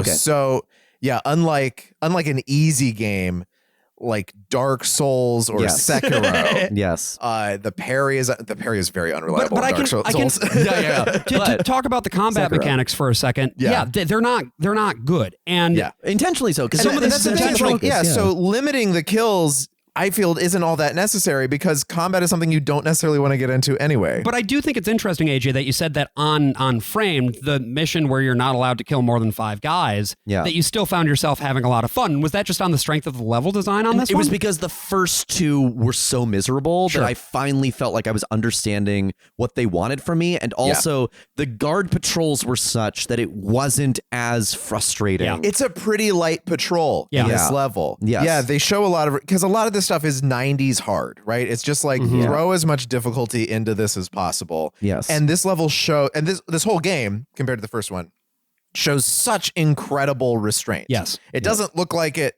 to modern eyes, but it certainly looks like it compared to its Thief one. contemporaries. Yeah. And yeah, it's a fun level to get around. This one also has so many alternate paths. There's so many things to discover, and Yeah. that's the joy of it. It's just like I found the secret records room, and I wasn't even looking for it. Yeah. And there's stuff that you can find that you can still do stuff with, even if it's not on your list. That's what I did. I chose the lower difficulties, but I still tried to do as many of the upper difficulty tasks as possible if they're available. Yeah. And yeah, it's a fun level to look around. And this one has so much story that it's giving you that it's just a delight. Okay, let's take it from the top. What happened? Well, my servant Genevieve is missing. Now, she had no reason to run away. I treated her like my own daughter. Who will take care of me now? Ma'am, I'm sorry to interrupt, but you're drifting off the subject again. Just stick to the facts, please. Are you going to help me or not? I'll have you know, I am a personal friend of Father Karras. He has a great deal of influence, you know. Where do you think all your fancy new devices came from? I doubt he would be pleased to find out you are neglecting to help one of his friends. Excuse me, ma'am. I'm just trying to get to the bottom of your problem as quickly as I can. Sooner we're done here, the sooner we can start looking for your servant. Why don't you calm down and collect yourself while I go over what we have so far? I'm sorry, officer. Thank you. And it's delivered in a way that grounds itself in the stakes of the moment because, you know, what Garrett's up to is he needs to figure out what the fuck is going on with this city guard. And so it turns out that the city watch has had an eye on you this whole time, even after you do the blackmail mission, and they're waiting for you at your apartment. And you have to escape from them. Run through the whole city. They have this big city map that they use twice in the game for 2 different levels. And you have to run to Garrett's house, and then Garrett's house is already infiltrated. So then you have to find your shit and get out of the house. I would like to read my series of notes I took, if I could, while playing Ambush. Certainly. Wow, I legitimately can't wait to get to know this huge town. And then the next note is, I hate this town and everyone in it. Thief 2 is a game of, we're so back and we've never been more fucked, because that level, the fucking frame level going into Ambush was such a frustrating, like, I am having fun and then I will never have fun again. Ambush is a huge level. The map does not help you.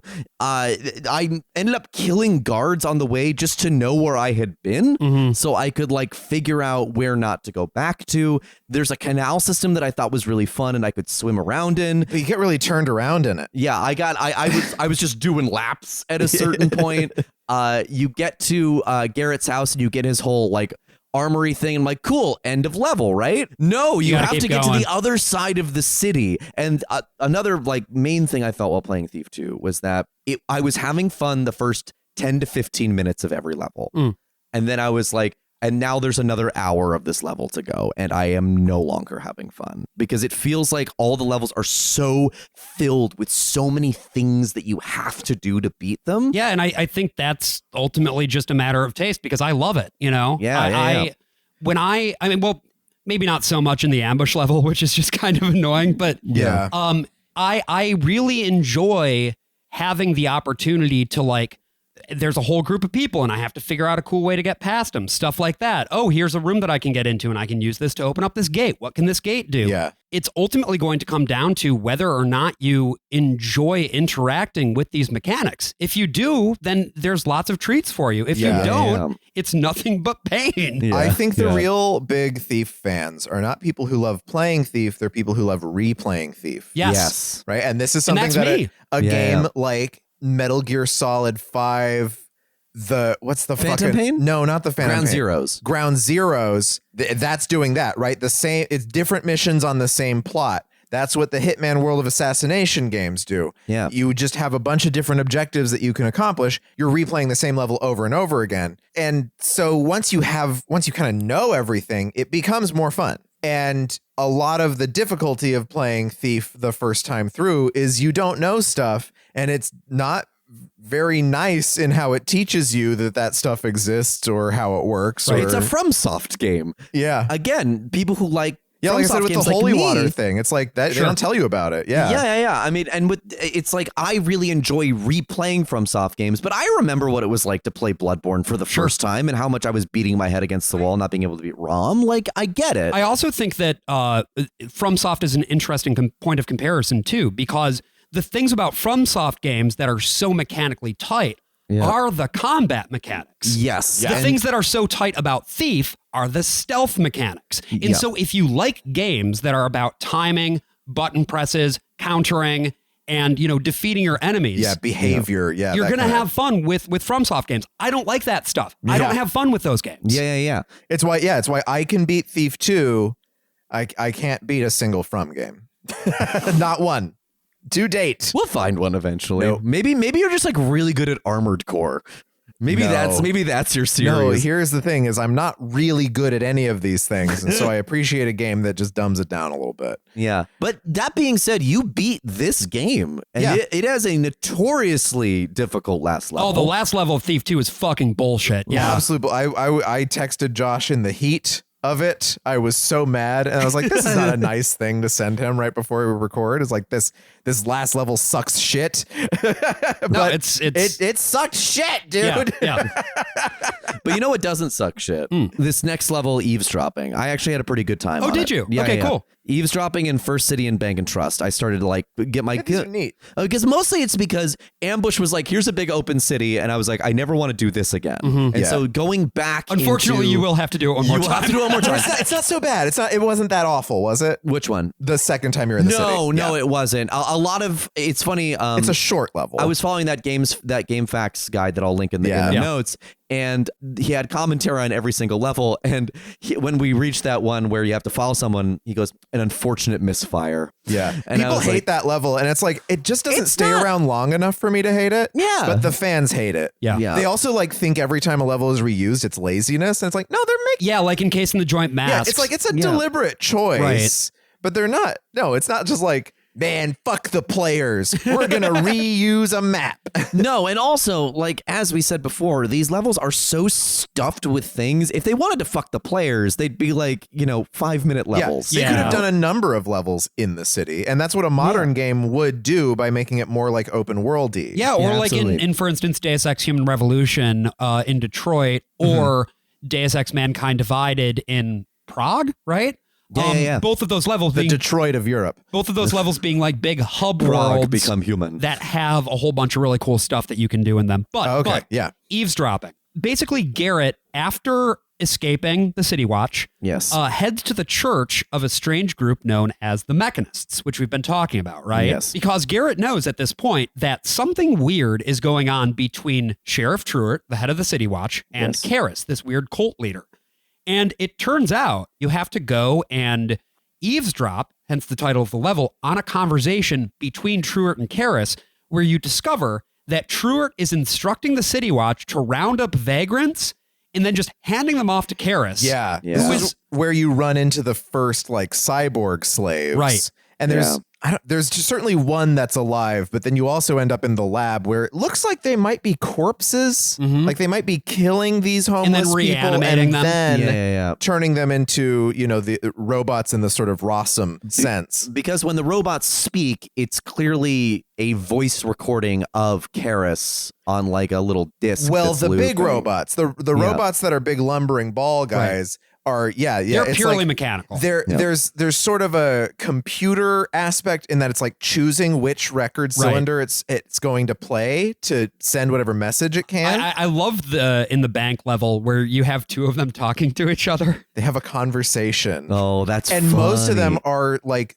these sort of new scriptures where Karras has positioned himself in the same scripture as the Hammerites, but it's a New Testament, wherein he has become a Messiah. Right. I detest the tongue and abhor the lips, for lips and tongue can twist truth into lies.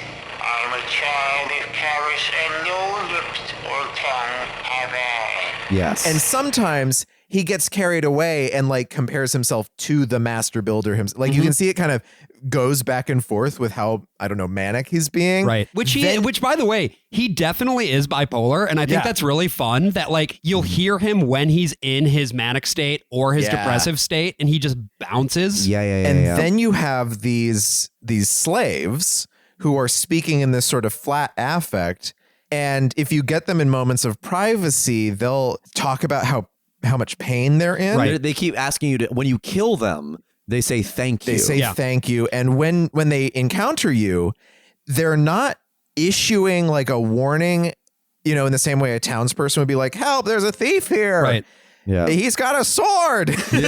They'll be like, issue warning, find nearest guard. They're like repeating the command that was given to them. Almost as a warning to you, like, I'm sorry, I have to do this. Go hide. Yeah, they're revealing their prompts. These are, like playing as prompt, essentially cyborgs or whatever. These are, they're mummies. They kind of look like mummies. Yeah, and they kind of act like mummies, right? Yeah. What was it about? Is that how mummies act? I don't know.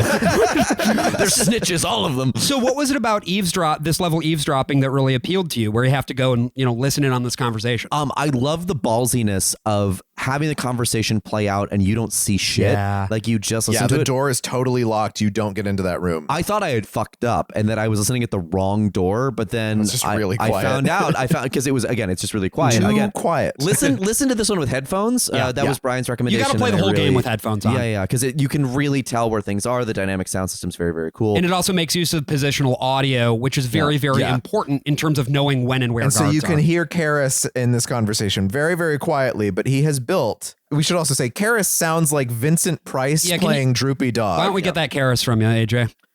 So what you want to do is bring me the townsfolk. And when you bring me the townsfolk, I'm going to make them into mummies. Why mummies? I really like mummies. Yeah, that's about right. It's a red vapor. Continue thy observations to it, but it consumes them. We're in peril. Fear me not, stout sheriff, for we are safe at this distance. See, already the reaction ceases. They are gone! And what remains in their stead? Sand? No, rust. Indeed, 'tis very much like rust and harmless once settled. Brother Fegan, I pray thee, do sweep up what is left of those two. Yes. A weapon, then. Quite fantastic and monstrous. Of course, you'll keep these servants you're making away from me and my men. Thou need not even ask. Then we are in agreement. You need subjects for your servant project, and I can supply them. Vagabonds, street scum, prostitutes, those who will not be missed by anyone of consequence. They'll be rounded up, charges invented, etc. Still, there's always risk. So I will give you 20, no more. I mean, I think it's probably a Truman Capote impression, and that's what they're going for, especially with the crashing the party later. I was like, oh, this is Capote. Say your goddamn pronouns! He has created this death device that involves the masks that they use on the people that they're enslaving. Right. Where the masks secrete this red gas.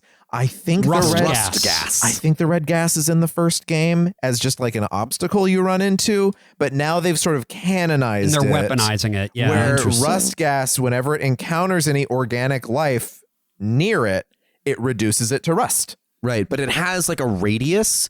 It can't, like, you don't release it and then it just spreads out forever. Like it dies in the air. Yeah, it's a gas. Unless it hits some more organic life, and it could potentially create a chain reaction that destroys everyone. Yes, which is, we find out, is ultimately Karras' whole plan. But in this level, we just like hear, and in my head, I'm like, okay, so because they're moving into the mechanized age and we're heading into like this next stage of industry, right? There's going to be a lot more unhoused people on the street, right? And so what better way to clear the riffraff than to annihilate them, right? Throw them into the meat grinder and make them into personal house slaves. Exactly. Yeah. And that to me was like, that in 2025 resonates in a way that perhaps it wouldn't necessarily in 2000, right? Particularly because, and we'll talk this about game is woke. It is. And Thief is woke. We're definitely going to talk about this pretty heavily in the second half. Sometimes. There's these horrible, horrible, horrible people who are, basically the landed gentry of the city. Yeah. And they're all like, this is so cool. Like, I have this like servant and he just kind of hangs out and does whatever I want. That's fucking sick. I love this. One of the best conversations in the whole game is one where one of them is like, I don't know, it's weird that we'd have like a slave. And then the other guy's like, no, darling, servant. It's our servant. She's like, well, I could get on board for that. They also get like remote updates. They can be called back to the Mechanist Cathedral at any point in time, and then they get like tuned up and then sent back to your home at with no problem, which is can travel by themselves. Yeah, it's like, oh, okay, so they predicted Tesla motors entirely. And Josh, you've talked a lot about what makes Karras such a good villain, like privately, but one of the things you always come back to is that he's a sucky little shitty guy. Oh, he's right? just the worst. He's a ween. He's a ween in a way that Elon is also a fucking ween, right? They predicted it by like several decades. Yeah. I mean, he does have a few good albums. Ween. Yeah. Ween, I see. Truart gets the opportunity to... Truart being the police chief. That's right. Gets the opportunity to liquidate the undesirables. Yeah. And Karras gets access to a whole bunch of what he can turn into free labor and additional collateral that he can use as blackmail against Truart if needed. Because this whole conversation that goes down, he records it. He records it, he presses it to a cylinder, and he puts that cylinder in the First City Bank and Trust. So naturally, Garrett has to now go to the bank to get that cylinder out of the vault. Yeah. And this is my favorite level, I think, in the whole game. It is. Okay. Yeah. And I think it is widely considered to be one of the best thief levels. Yeah. I solved this level completely by accident. I found myself in the basement. I have no idea how I got there, and I figured out how to open the bank vault. I would imagine had I discovered the bank vault first and not known how to open it, I would have been furious. Yeah. There's something about the level design that guides you to the basement first. Yeah, because it is really, really hard to get to the bank vault because there's so many big the mechanized boys between you and it. Speaking in that droopy dog voice, yeah, reciting scripture until they see you, and then they're like, Please be warned, a misguided soul. All should hear the words of Karras. The words of Karras. he had to record a fucking wax cylinder and put it in there. They're like, that's their 404 error, basically. Yeah. And it's, well, I mean, that was during one of his depressive periods, right? Right. Well, that's probably, that was not during that was not the high. That was definitely the low. But yeah, it's a really fun level. This was my first time where I really felt I needed to use the moss arrows. And Brian, I know you didn't use moss arrows almost at all in your run. No, like ever. It's always like, well, you get like 4 of them. So maybe I should hold on to it. We can buy some more. Yeah, they're very expensive. They're a bit more expensive than they probably should be because they're a mechanic I needed. So to the point of moss arrows and talking about that a bit, along with the water arrows, you get a few other types of arrow. Rope arrows, which allow you to make a rope descend from anything that is made out of wood anywhere. Yes. This allows... But only wood. So only stone, metal, that stuff, no. Which allows for some really, really fun traversal mechanics. There's also the moss arrows, which we mentioned. Yeah. The function of moss arrows is to make it so that the guards can't hear you when you are on surfaces that otherwise would draw their attention, which is to say like tile, metal, things like that. Yeah, it turns it into a soft carpeted surface. Right. I wish the radius was a little bigger. Yeah, see, that's the thing is like they just never did quite enough. I'm like, I'm going to do something else or kill somebody or whatever. I mean, the bigger problem for me is that there's a lot of these levels started introducing this. There's tile floor, right, or marble floor, and then there's a carpet, and the carpet is safe, but the marble isn't. Right. And getting from where you are to the carpet requires you to traverse that. And every time I would take a single step, the guard would turn around and hit me. So I would need the moss arrow just to get to the carpet. Generally what I use them for as well, is to bridge the gap between the softer surfaces. You can also jump it. If you like, one of the coolest I've ever felt in the whole game is encasing the joint when I ran from one carpeted surface, jumped to the other one, and crouched before a guard could see me. There's also fire arrows. Fire arrows are mostly used to explode things, specifically the mechanical robots. stuff. The cameras are rockets. So most arrows have like a drop and you're always trying to adjust for that. And these are like, no, fuck you. These just go straight forever. But of course, what you get is when you fire the arrow, there's a key and you can aim at the top of the key for stuff that goes straight or the bottom of the key for stuff that arcs. And it works pretty well. And then you have noisemaker arrows, which make noise as they go along so that you can distract a guard. Because again, objects don't make noise that distracts people for some reason. No. And then you can get a gas arrow, which shoots an arrow that has a little like gas bomb on it that can knock out anyone within a certain radius. Yeah, and I only found like 3 or 4 of those gas arrows. Yeah, they're not common. But yeah, eventually Garrett makes his way through the bank. He gets the cylinder, and now it's time to go and blackmail Sheriff Truart to get that guy's fucking ass. So get him. So we're going to get his ass. We're going to get your ass, dear listener. No, wait, hold on. After this we're break. We're going to thief your ass. That's right. Steal it from you. No! Well, salutations, Taffers. Garrett here, coming to you from the sewers underneath the fecund and disease-ridden rat hole that is the city. The greatest and only city in the world. Amen. Heard about a big score just waiting for me in this new building that's gone up on the ritzy side of town. Rumor has it, it's owned by the United Neuromancers Anti-Thaumaturgy Coalition. Bunch of tin cans roaming around strapped with automatic crossbows, just begging to find a target. Well, that ain't gonna be me. I've got a hastily drawn map, some wet arrows, and military-grade landmines that can blow up half a city block. Oh yeah, I'm a sneaky mother taffer. All that's left to do is crawl up into this room and... Hold it. Shh. Listen. And that's what I said to my wife. I said, Hey! Life! You get out of here! I love her so much. Who the taff are you? My name is Cramble Grenton, codename JC Denton. I see you are also trying to infiltrate the UNATCO building. The United Neuromancers Anti-Thaumaturgy Coalition. Yeah. Well, maybe you should leave it to the professionals. The sad, droopy dog man has wired the place with booby traps. Booby. Nice. He's also made it extremely dark, which shouldn't be a problem for me. My vision is augmented. But I need that cold, hard cash. How else am I going to pay my rent? Maybe you should try getting a job. I have a job. This is my job. Why are you breaking into the building? UNATCO confiscated a potion that allows its users to take on the form of any animal they choose. And once I have it, I will turn into a pigeon and finally live a life free of all the burdens of being JC Denton. I've even been practicing my cooing. Here, listen. Coo. Coo. Why would you want to be a pigeon? Haven't you ever wanted to be something you're not? Wouldn't mind being rich. And maybe, just maybe, you could help with that. How so? You look like you've got more gizmos strapped to you than a mechanist on Markham's Isle. So, if you help me get my cash, I'll help you get your potion. We both walk out of here plump and happy. I will be flying out of here because I will in fact be a pigeon. So, what do you say?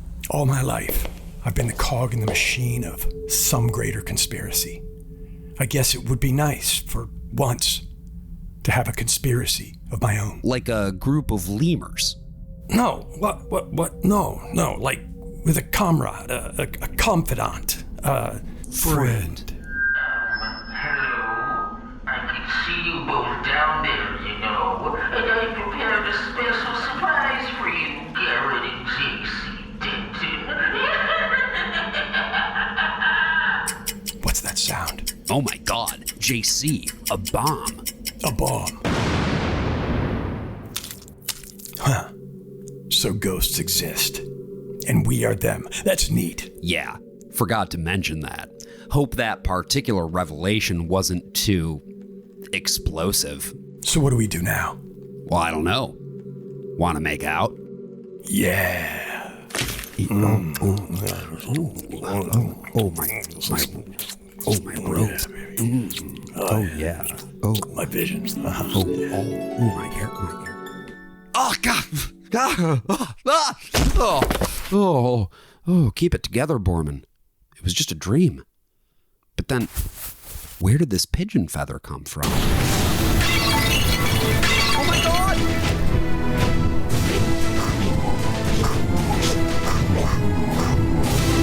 Cool.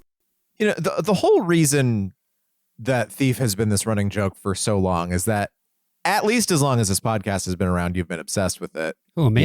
Yeah, you, Josh. Oh. And I assumed it was because you played it as a child and you have never shed yourself of these childish things. Sort of. Yeah. Like it's my Adventures in Odyssey. No, it's your nostalgia critic. Oh, sure. Yeah. It turns out it's your nostalgia critic. Except that it's not because the voice of Garrett, Doug Walker. No! It's true. But it's not though, because the first time that I played Thief was like, I think it was 2020. So wow. What brought you to Thief? It was a YouTube video, which I've talked about, I think on other shows, maybe not on this show. Yeah, I think you talked about Thief 2 on No Cartridge some time ago. Yeah, right? And there've been a few on Anime Sickos. I think I mentioned this video. Okay. It's called Thief versus AAA Gaming. Sure. And this guy takes the maximalist approach to Thief, which is to say that every single decision they made design-wise was a good choice. Now, I don't agree with everything. I do not agree with everything in this video. Sure. Because I think that there are choices that they made that were sort of an impediment in the way of like having fun sometimes. Yeah. Yes. Well, and to say nothing of the early modern verb conjugations that are fucking all over the place. Come on. But what this video says is basically that there are a number of things that Thief did really, really well and that were really, really interesting that have now been obviated by modern AAA game design choices. Sure. And that Sure. by losing these things, some of these like quirks and intentional choices, we have lost a lot of potential for interesting and immersive game design. Right. And specifically, he points to the map system, which is, you know, Shitty map. a shitty map that Bad sucks. You pull it up and you can see where you are on the map, but you don't have a mini map in the corner. You don't have quest markers. Yeah. You don't have these things that orient you in the space. And so as a result, you have to start thinking in the way that you would be thinking in a nonlinear 3D space. When you're looking at the map, you don't know what direction you're facing. It might show you the exact room that you're in the best case scenario.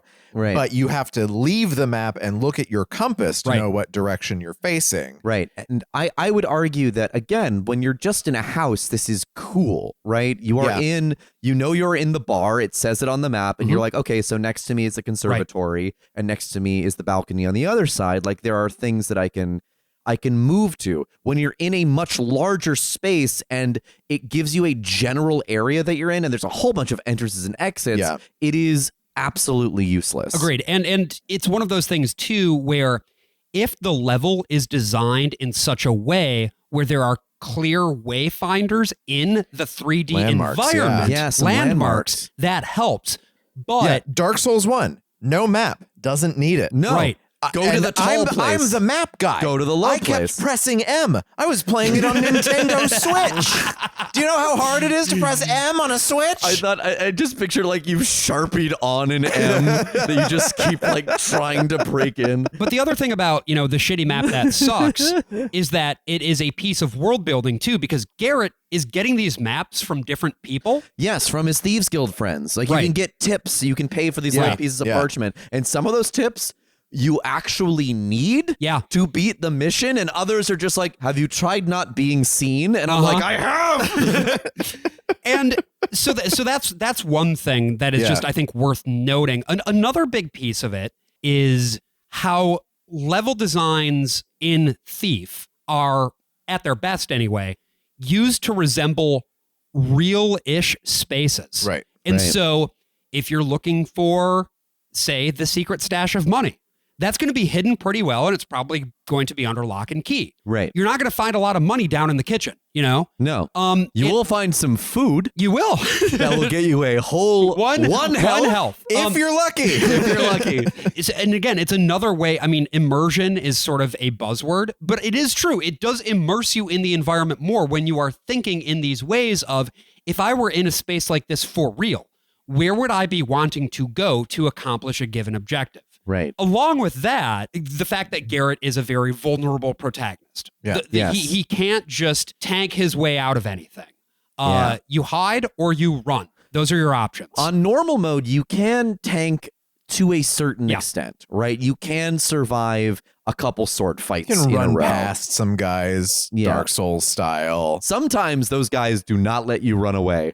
Like they will follow you to the ends of the earth. So that video was the reason you picked this up. Had you played games similar to Thief at that? Had you played Deus Ex at that point? Oh yeah. I played Deus Ex when I was a teenager. So that is one of the ones that you played as a kid. So you were obviously not even a kid. I think I was in college. I think it was like 19. Okay. Yeah. That's a kid. You're a child. You're a minor. Brain's still cooking. So you saw this, and you also saw the point of comparison to some games that you love. Yeah, because I've been an immersive sim guy for a really long time. I'd also already played System Shock 2. Okay, sure. Okay, yeah. But you just hadn't done Thief, and then this was the thing that put you over the edge. Well, because Thief makes so many deliberate choices to strip a lot of things back. Right. And I like that. But the thing is, it's not going to be for everybody. Well, and not to like belabor the FromSoft comparison, right? But Sekiro is a game about parrying, a thing that you can avoid in pretty much most other FromSoft games. Yeah, if you want you can to. learn it or not. You and can still learn it or make not. your way through. Yeah. Whereas Sekiro is much more of a rhythm game, and that's why I love Sekiro, because it's sort of like in the Thief world of immersive sims. It strips back a lot of your other tool set that you're used to using to focus on one tool set that you probably avoided up until this point. And I find that thrilling. I think in the same way you find Thief 2 thrilling. Well, because it's about what is your kit designed for. You know, I love stealth games. Yeah. Pure stealth games. To me, sort of the ultimate, I guess, fantasy that I enjoy exploring in a game is the idea of being the ultimate sneaky guy. I getting in without anybody noticing. Exactly. Crawling around in my ceiling looking for cheese. Getting those cheeseums. That's right. Yeah. But that's, I heard you. You were not sneaky at all. I know. That's how he died, canonically. And I think that the toolkit that the game gives you, particularly with the different arrows, is really, really conducive to that as well. Shooting the arrows can be very, very satisfying, particularly the water arrows. Yeah. I got the most fun I had in this game, by far and away, was taking out the machines by shooting their little furnace. I got really good at that. Yeah. And I wish I could apply that same thing to taking out guards if they were sleep arrows. Yes. Well, there are, I mean, there are gas arrows, but you only get one the whole game. Right. And it's, like, I think there's room for more toys, more tools, and also just a more consistent system for making money and buying stuff between levels. Because you don't know what's going to be available to buy between levels. You don't know what the game is going to hand to you unless you're replaying. Right. Yes. And you also don't know what the level is going to have, so you don't know how to plan for it. Yeah. It is worth noting, all of these things are things that they are trying to sort of, the team behind Gloomwood, which is a game that's still under active development. The successor, A lot of the systems in Gloomwood have been retooled to address shortcomings in Thief. So, like, for instance, the shop is a physical place that you can visit whenever you want. Okay, you could visit a shop in Thief 1, and then the shopkeeper dies immediately. But, like, you know, so, like, you go to a part of the city, for instance, in Gloomwood, where you're like, oh shit, I'm coming up against X, Y, and Z things that I'm not prepared for. Then you can leave, you can go back to the shop, and you can buy some items that will help you in that particular scenario, which is how it should be. One thing I really like in video games is the sort of alternating between dangerous spaces and safe spaces. I like finding a safe place in a game, and Thief doesn't have that. No. And not even the streets of the city, which theoretically I think ought to be safe. Yeah, because why would they suspect you? Why are the guards after you? Well, you're immediately? dressed like a real jackass, but it's like Robin this Hood is my breaking into Holmes clothes. But everyone else is dressed like a jackass too, so it's like, what's going on? But like, come on, why are you calling me a jackass? But like, that's another Garrett. That's another problem I have with the From games, right? It's like, this is an RPG. There's no like nice town. There is in Elden Ring. The Pot Town? Yeah, Pot Town. It can become bad. That I couldn't find. And there's that's true. It is hidden. Like, but there are a couple safe places like Firelink in Dark Souls 3, or like the little dream zone in Bloodborne or whatever. But I do like that sense of a living, breathing world that has its dangerous places and its safe places. Sure. And Thief mitigates that by not having to like make you walk from one place to the next. It's mission. It's their levels. But like it's also Mario, also one of those things where, like, when you think about what they were able to accomplish with the tech at the time, it's jaw dropping. And in the modern day, people have been able to even like add horses into the dark engine. Yeah. The Black Parade. Sorry, AJ. And what's really funny is when you find out that stuff we like didn't play that version. I want to be very I am clear. not good, AJ. I am not going to make you play these Black are Parade. fan-made levels. I can't even imagine. In the same spirit as like Doom, right? They were like, oh, here are the tools for making your own levels in this game. And people have been going nuts with it for the past quarter century. The Black Parade was came 2 out years last ago. year or 2 years ago. Yeah. This is very recent stuff, but all of them make levels that are harder than the main game because they're disgusting freaks. So what we were talking about with maps, in Black Parade, you get a map. It doesn't even show you what room you're in or what rooms you've been to, because fuck you. That would be too easy. Right. You shoot moss arrows. There are janitors who mop them up later. Because that was a question I had for Brian. Like, does the moss ever go away? Yeah. And I was like, once no, you shoot it, but in the Black like, Parade it does. Oh, Jesus. That's a nightmare. But this goes back to the way that these fandoms specialize. Yeah. For a sicko like me, that's kind of cool. Right, but right. for everybody else who is already going to find the learning curve and like the difficulty barrier of Thief to be too much, that's going to be fucking like, fuck off. Yeah, I mean, it's a specialty thing, right? Like, there comes a point in pretty much every video game I play where you've beaten the game and then there's extra content after you've beaten the game that is like grind to level 99 and then maybe you might stand a chance of doing it, right? And I will not commit to that. Even in games I love, I will not do that. And at least in those, you can grind to level 99. In Thief, there is no. You just got to get what you've got is what you've got. Yeah. Although I will say, in that Thief versus AAA gaming video, that's one of the other things that he points up as being a unique quality of Thief. Sure. Which is that what you get is what you get. Getting good at the game simply requires increasing mastery of the systems, and there's nothing that you can do other than get better. See, and that's just not my thing. I want a game to just give me some stuff to do and let me do it and let me succeed at all times. This morning, I was trying to beat the last level of this game, of Thief 2. Which is bullshit, by the way. I'm going to say that for the record. The last level of this game is fucking bullshit. Brian was here. Brian witnessed this. And I ran into a room and there were like 9 mechanical children and they all turned to me at the same time. And I'm like, whoop, I don't know if I'm going to get out of this one. And Brian just put a hand on my shoulder and said, I think you've done your due diligence to society. I think it's time to stop. And I'm really glad he did that. And then it was like, also you can press the M key. Yeah. I was like, there's a map. But like genuinely, like this is one of the few games that we have played for the podcast that I have not fully completed. Yeah. And it nags at the corner of my mind because it does feel like I haven't done the assignment. I haven't done the homework for it.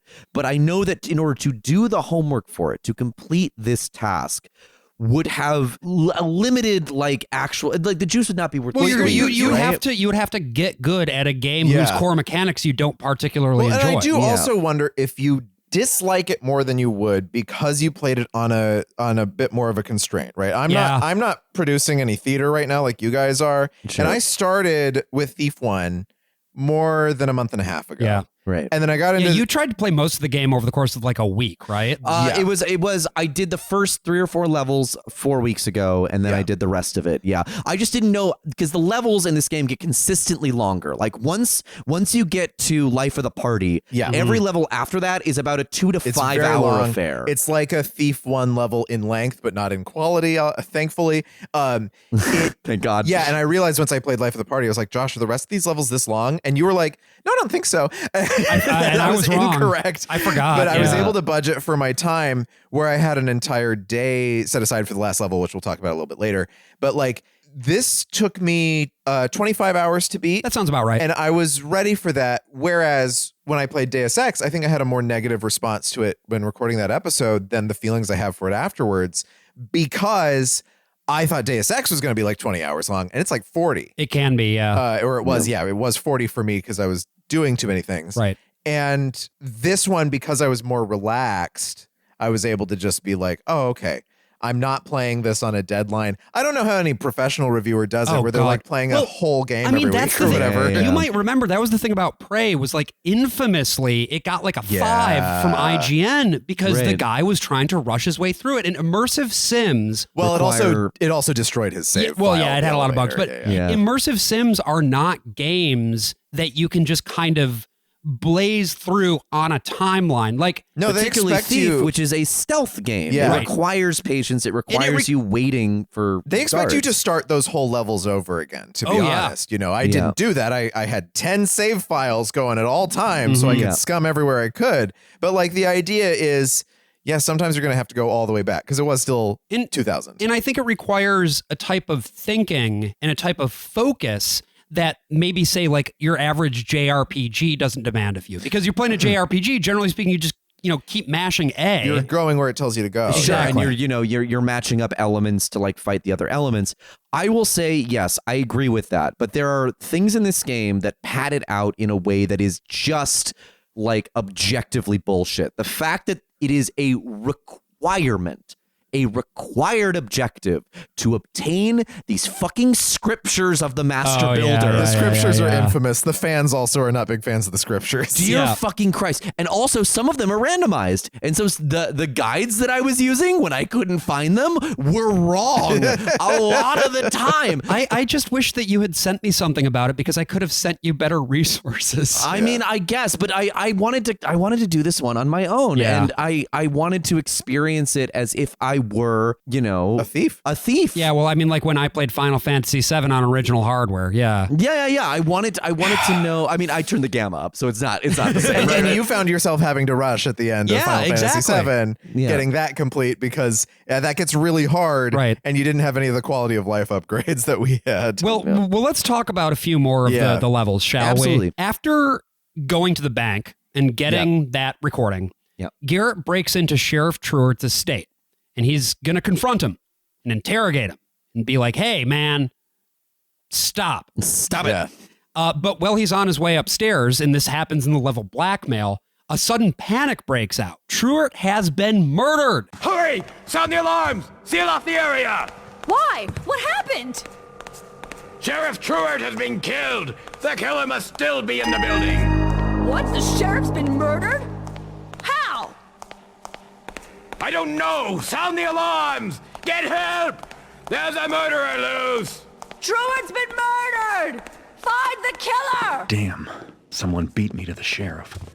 I better keep a low profile or else I'll be pinned as the killer. And you think it's you, right? I thought that I had triggered an alarm or something. Like, oh, I'm fucked. But it's like, no, because they're saying the same things that happen when you trigger the alarm. Yeah. But it turns out, no, Truart's been murdered, and you get to you have to get evidence from the crime scene. I'm like, oh, this is going to be so hard. I'm going to have to look. Oh, no, it's just that key ring right over there. And I got it. I got the fuck out. And I was like, yeah. Yeah, it's not too hard. Yeah, he's killed by this weird, shadowy thing. And it's obviously happened to frame you, Garrett, for that murder. But it's very Game of Thrones. a weird shadowy thing who looked like kind of an animal more than a man. Weird. Because it couldn't be the pagans. They're being too persecuted. Or could it? Oh. But you killed the devil. They can't still be up to no good. Oh, I have news for you. Because after Blackmail, you follow this courier who's one of the members of the City Watch. Yeah, this is where I had a flashback to one of the worst moments in Thief 1, where you have to trail these two guys who killed that shopkeeper that I mentioned earlier, and it's like the whole map. You have to follow them through the whole... I mean, trailing missions are never very fun. I feel like I don't have a bad memory of the one in Metal Gear Solid 4, but at the same time, just avoid them because it sucks. It's like an escort mission, but worse. Right. And here... it's very short. Yeah, it is. This whole thing I got through in about half hour. I was really worried about this, honestly. It doesn't wear out its welcome. Yeah. And this member of the City Watch who you follow, she drops a note. Yes. And then you then take a look at the note and put it back. And then another guy comes by and picks it up. And that guy heads over to the cemetery. Yep. He gets attacked along the way by some mechanists. So then you have to play it like a hunting sim where you're following the trail of blood over the cemetery. There's another part where I had a bad moment because there's a zombocom in there. Oh, yeah. Just like in the first game, how there's tons of those guys. And when you kill them, they always come back. And I was like, fuck, I'm going into a zombie level. Nope. Nah. It's just there as a little reference. It's just one there that's just for fun. And there's a fun bit of storytelling in that there are all these monsters and ghoulies and zombocoms in the first game. They are not in the second game. So what do? You put that in the story. Right. The monsters are getting systematically killed, driven extinct. By the Mechanists, because the Mechanists are bringing out an age of mechanical order. And part of mechanical order means getting rid of the spiritual things that existed in this world before. You are essentially looking at the demystification of a society. Yeah. And I think the way that I think this is a really cool little thematic beat of this story. I love going outside the city and having this new environment. Yeah. I think it's really fun. And the honestly, having the trail of blood makes it so you don't really get lost in this area as easily. And the trail and of the blood, shitty map is really funny too. is It's funny. like from a soldier, and it's like they live in huts here. Yeah. and you follow this trail of blood. You go through a portal into this other area out in the woods. The woodsy. And of course, this is the pagans, right? This is where they live. They worship the woodsy lord. They live these very pastoral lives in these huts, but there's still a couple mechanists patrolling. And then you see the ghosts of all of these dead pagans because they've all been getting slaughtered. They've been genocided by the mechanists. The jump scares that I experienced in this game, not auditory, but just like I was in a room and then there was a ghost inside of me. It was This is so really cool. This is great. And this level, by the way, I should note, designed by Terry Brocious, the voice of Shodan. There we go. Trail of Blood is the one mission in this game that isn't really like mechanically, it doesn't require too much of you, at least until you get into the maw and you have to evade the monkey men. Yeah. And even then, evading the monkey men's not too big of a deal. No, there's a bunch of stuff off to the side. I guess there's probably treasure that you can grab, but like you can completely avoid that. You can just really beeline it. I think there's a wasp nest. I couldn't figure out how to knock it down. Can you knock that down to take out some of the monkey men? I don't even know what you're talking about. Okay, yeah. There's but the way the monkey men sort of describe their town is by seasons, which I thought was really interesting. Yeah. And just like this very quick little insight There's a you have to go through. fall part of town and a winter part of town. Yes, yeah. And I again, just these glimpses into the society, and that's sort of the best parts of D&D as well, right? It's just like these glimpses and flashes into these civilizations that you're only ever going to really scratch the surface of. And I wish there were more missions like this in the game. I think that you could take out some of the mechanically weaker missions and just replace them with like world building like this. It's cool because the world is so fascinating. Yeah. And I just wish I could experience it more, but instead, most of the time, I'm standing in a doorway that says I'm in shadow, but then I get skewered. So the maw is like the alternate realm that it's basically kind of hell or kind of on the way to hell. You jump in a man's mouth. And that's what the last level in Thief 1 is. This is not the actual map from that, but you are back where you ended the first game. Right. Yeah. And then there's tree people.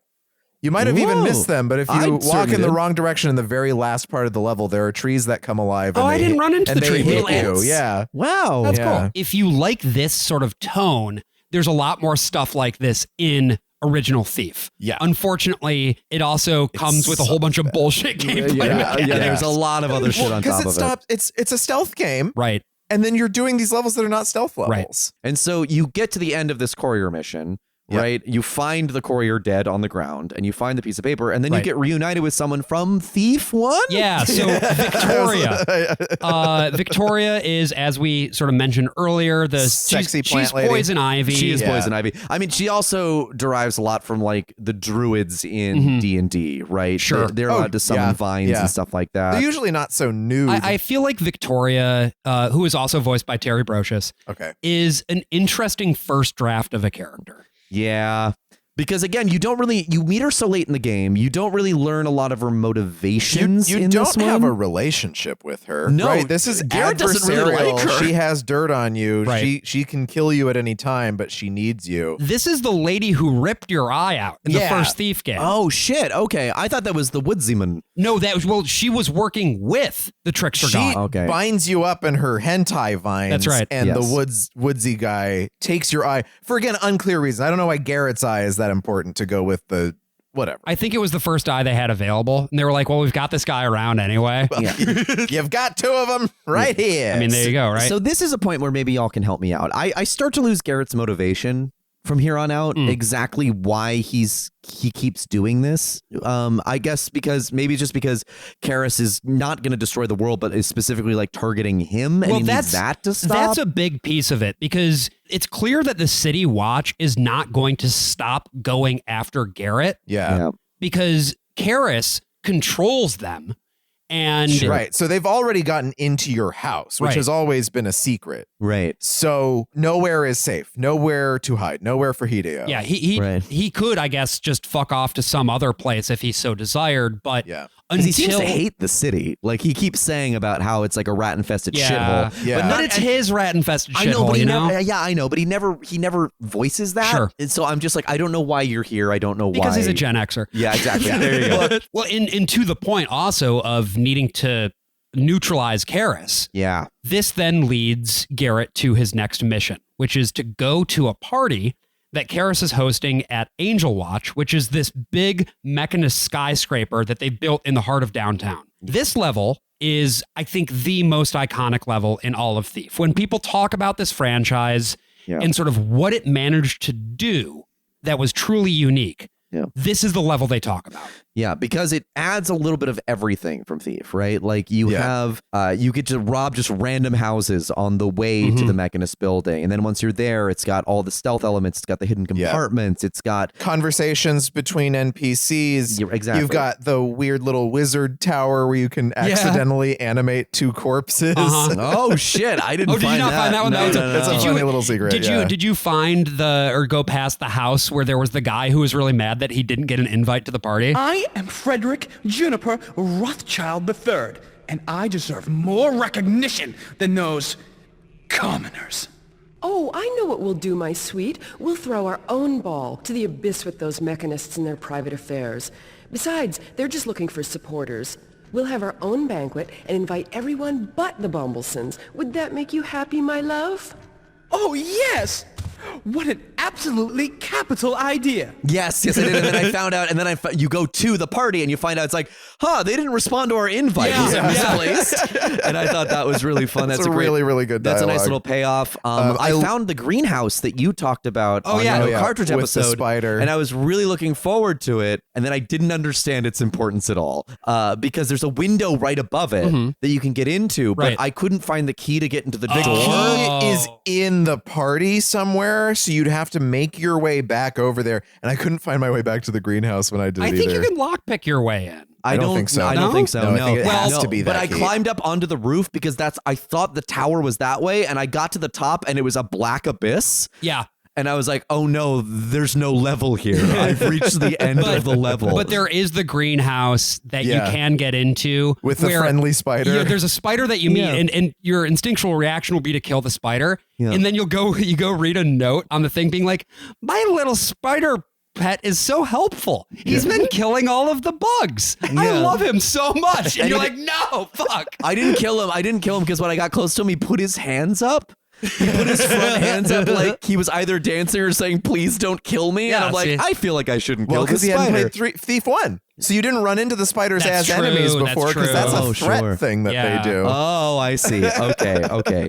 The reveal of the tower is really cool too when you come around the corner. This oh my also, god, the guards. Yeah, the guards yelling at each other, The two getting sets into their of guards argument. yelling across that rooftops. fucking scream at the end right before they all kill each other is so funny. And again, it rewards patience. It's a game that rewards patience because if you try to go past it before they're done with the conversation, you'll get fucking got. Yeah. But if you just wait it out, let it play out. They'll kill each other. You only have to kill one guy and he's got most of his health points gone. And I'm telling you that the only stench heartier than your rotting burrick of a master is the liquor on his fetid breath.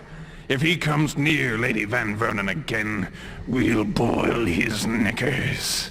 Oh, mighty fine words coming from a knock-kneed, inbred page boy such as yourself.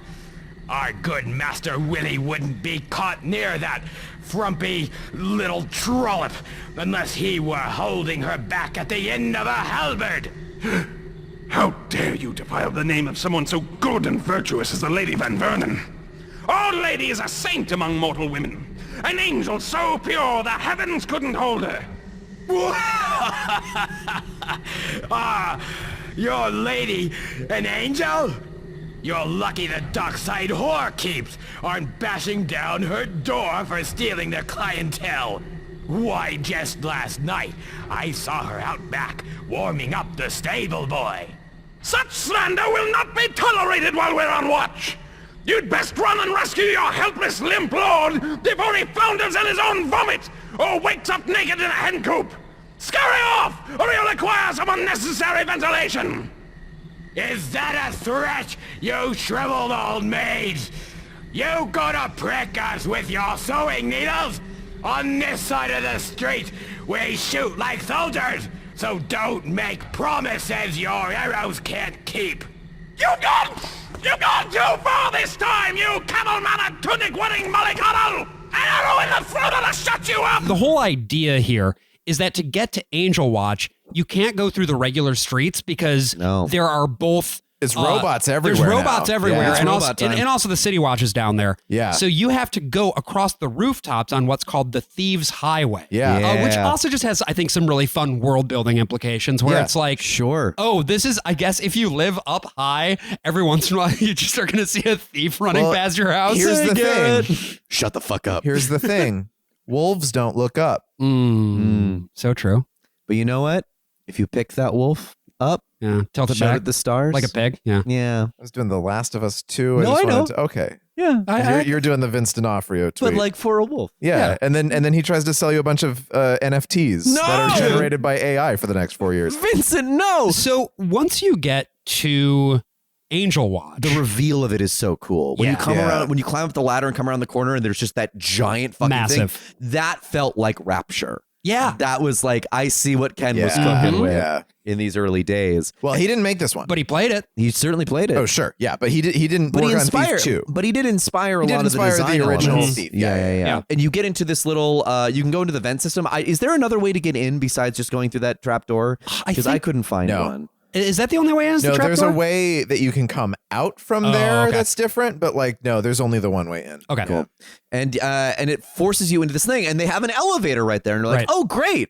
This is going to be easy. Yeah, this does the thing that the second level of Thief 1 does, where the map only shows you a side cross section that shows you there are 6 floors. But this area is not too huge, so the 6 floors, not a big deal. Like, it's not too hard It's to find your reasonably way around. intuitive to get around. And finding specific things, though, can be tricky. And it does want you to find a lot of very specific things. Which is to say, there are six, right? Recordings? 6 recordings. Where Karras, but they're not on every level. So you're like, oh yeah, level 1, level 2, level 3, level 4, level 5, level 6. No, there's like 2 on one and it skips one. But basically, Karras has not shown up for his own party. Yeah. And the reason is that, as we will come to learn later on, it's hard to tell what the reason is, actually. So I think he doesn't like these people. Yeah, exactly. So also, maybe he's depressed. So I was going through this level and I was like, oh, I'm going to find the guests and they're all going to be dead. Right. That's what I thought. I was like, oh, classic environmental storytelling. No, it doesn't actually do that, because that's going to be the plot of the end of the game. Because what's so funny, too, is all the guests are just kind of hanging out waiting for something to happen. Yeah. Yeah. They've all had their food. I'm like, oh, they were poisoned. I'm going to find their dead body. Nope. No, Karras pulled a Mr. Beast. They're all in their hotel rooms It is waiting for the immersive experience. It's very Like Mr. sandwich. Beast-like, actually, right? Yeah. Because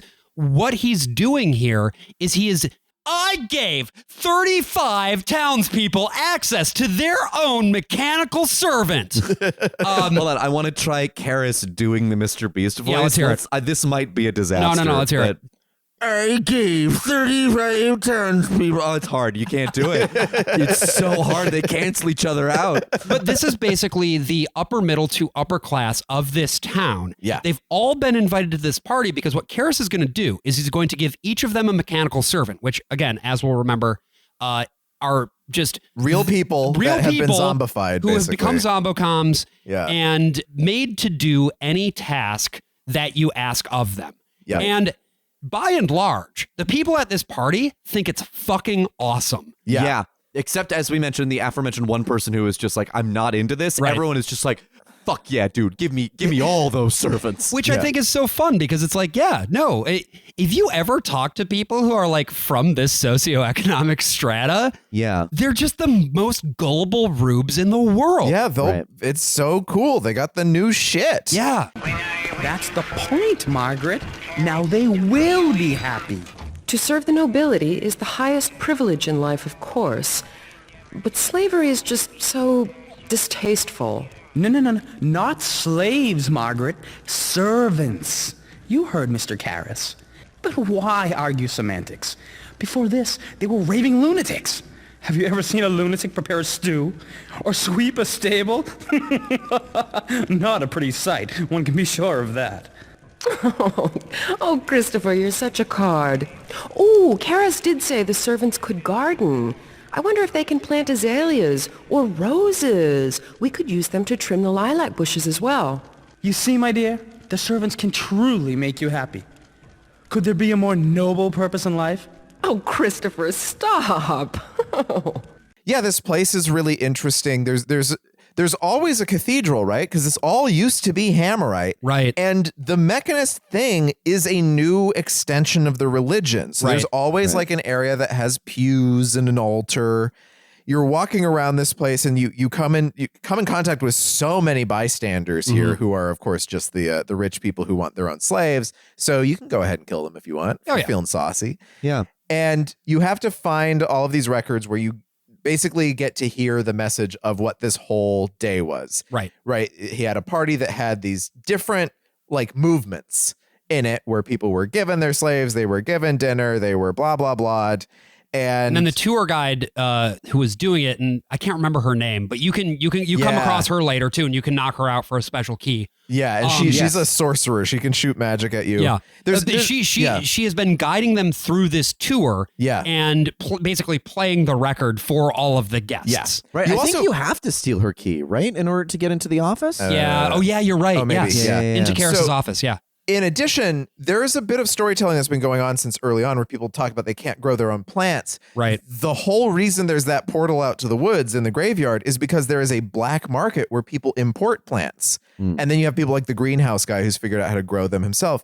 So every time you're in a really nice place, they will have fresh living plants. Right. Yeah. Which of course they have to buy regularly because they'll die pretty quickly in this world that doesn't have sunlight and has polluted air and everything.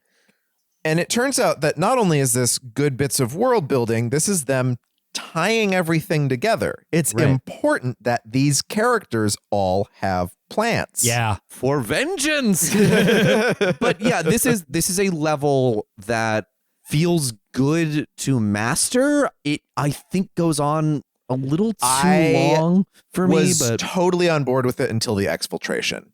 They spawn new enemies. You have to go all the way back across all the map. All of the enemies that are now on the rooftops. And I felt like the map makes sense when it's pushing you in one direction and it makes less sense coming back. So I kept kind of looping around on the way back. Yeah. And the enemies that they give you are really deviously placed. They're crossbow guards typically, and they're in a spot where they're almost certainly going to shoot you at least once. Yeah. Right. And it just feels more mean than I think they wanted. Which I think goes back to the thing that you've been talking about, AJ, which is this sense of like you are playing a game of D&D with a hostile DM. Yes, it is a railroading thing, right? Like you might want to leave this encampment because there's like a huge amount of soldiers there, right?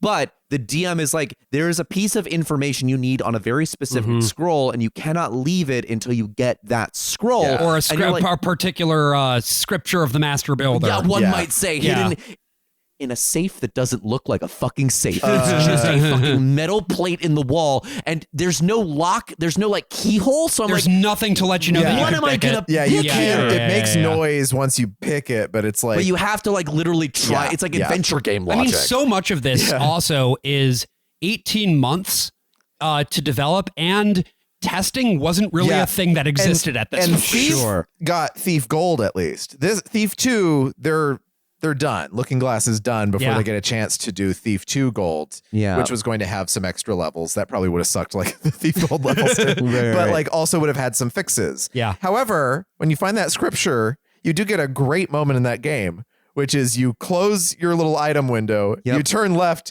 and there's this horrible little child staring at you. Oh, the golden baby. Golden baby. Baby C-3PO. He sucks ass and he runs and off. tells everyone. Oh, he's awful. I you hate can't him. kill him no matter how much you would like to. Nope. Thankfully, you have. If you clear the floor first, you have to clear the floor first. Yeah. He doesn't. He's not necessarily a big threat. No. I mean, I say I hate him.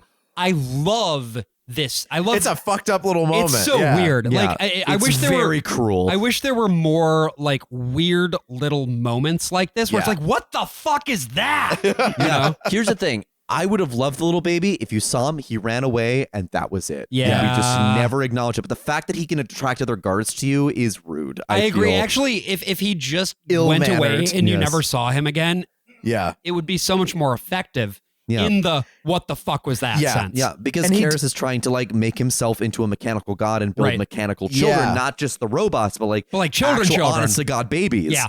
Well, and here's the other thing that's happening is like, right, you have never seen Karras in person. Right. And even once you get to the last level, he's just on these like megaphones overhead. Yeah. And that's when I realized, he records his voice on records all the time. He's dead. He's not dead. I was kind of disappointed that he wasn't dead. Well, he is talking to you like, hi, Garrett, I anticipated. He keeps saying I anticipated. So like, I'm like, yeah, that man is dead. But maybe he just had that fucking plan going, you know? Like, Right. Or the other thing I thought is, what if he had put his consciousness into the small golden child? Into the baby? The baby, and that was Garrett. That would be really fucking That cool. would be really funny. It should be noted as well. I mean, we've talked about the mechanical children a little bit, but just to sort of describe what they look like, which I feel like we didn't do. They're like little small robot guards. AT-AT walkers from like Star Wars. They're like AT-STs, because they've got that's right, the two legs. Yeah, the little two legs. They're blue. They're like little tiny. They have a furnace in the back that if you shoot with, if they're small, just one water arrow, or if they're big, 2 water arrows, they die. Very satisfying. Or you can explode them with mines and such things. Or they can explode themselves because they shoot bombs at you. Yeah. And they can blow And themselves up. if they're in the wrong place, the bomb can bounce off the wall. Unfortunately, right back into them. sometimes that can happen in a doorway, and that will soft lock you. Oh no! That happened to me a couple times. They'll block up the space, and you can't walk. And if you're in a room and you can't get out of the door, and there's no other way out, then you just have to reload. I got stuck in the submarine. We'll get to that in a minute. But like, I like that the bombs are just like cartoon versions of bombs. They're just like, you know, the little black face with the little fuse on top. Very, very silly. Some days you just can't get rid of a bomb. So from this, we move on then to the mission Precious Cargo. Yes. There is something called a two-parter. The Cetus Project. That's right. And Garrett discovers all of this. By the way, he gets to the last room in Angel Watch, and it turns out that Karras knew that he was coming. He's left a message just for him. Yeah. Like, hi, bitch. And Garrett decides to go and figure out what this Cetus Project is all about. And it turns out Cetus Lapidus. It's a huge fucking submarine that was built for Karras. In this level, Precious Cargo, you just run around this whole huge underground area. There's a lighthouse. The whole purpose of this is that you've gone to his secret island because there's this Mechanist high priest named Brother Cavador. Right. Victoria. But you are here to kidnap him. Because Victoria realizes that if she can get Cavador, she can get some information out of him. Yeah. Oh, yeah. With her vine torture. She has her agent, whose name is Lotus, who's just a pagan that you find in a freezer, and he's like, please kill me. Poor guy. And then you can kill him. Can you take him outside? Because he said he wanted to see green again. That would be really nice if you were able to pick him up and then kill him out there. You can also leave him in the freezer that you unlocked. I don't know. But choice does not matter. No, but I did want to say about this. This is one of the few instances of finding the Master Builder scripture that I thought was pretty good, because there's so many pieces of paper you can find that being like, it's in the sub-aquatic room.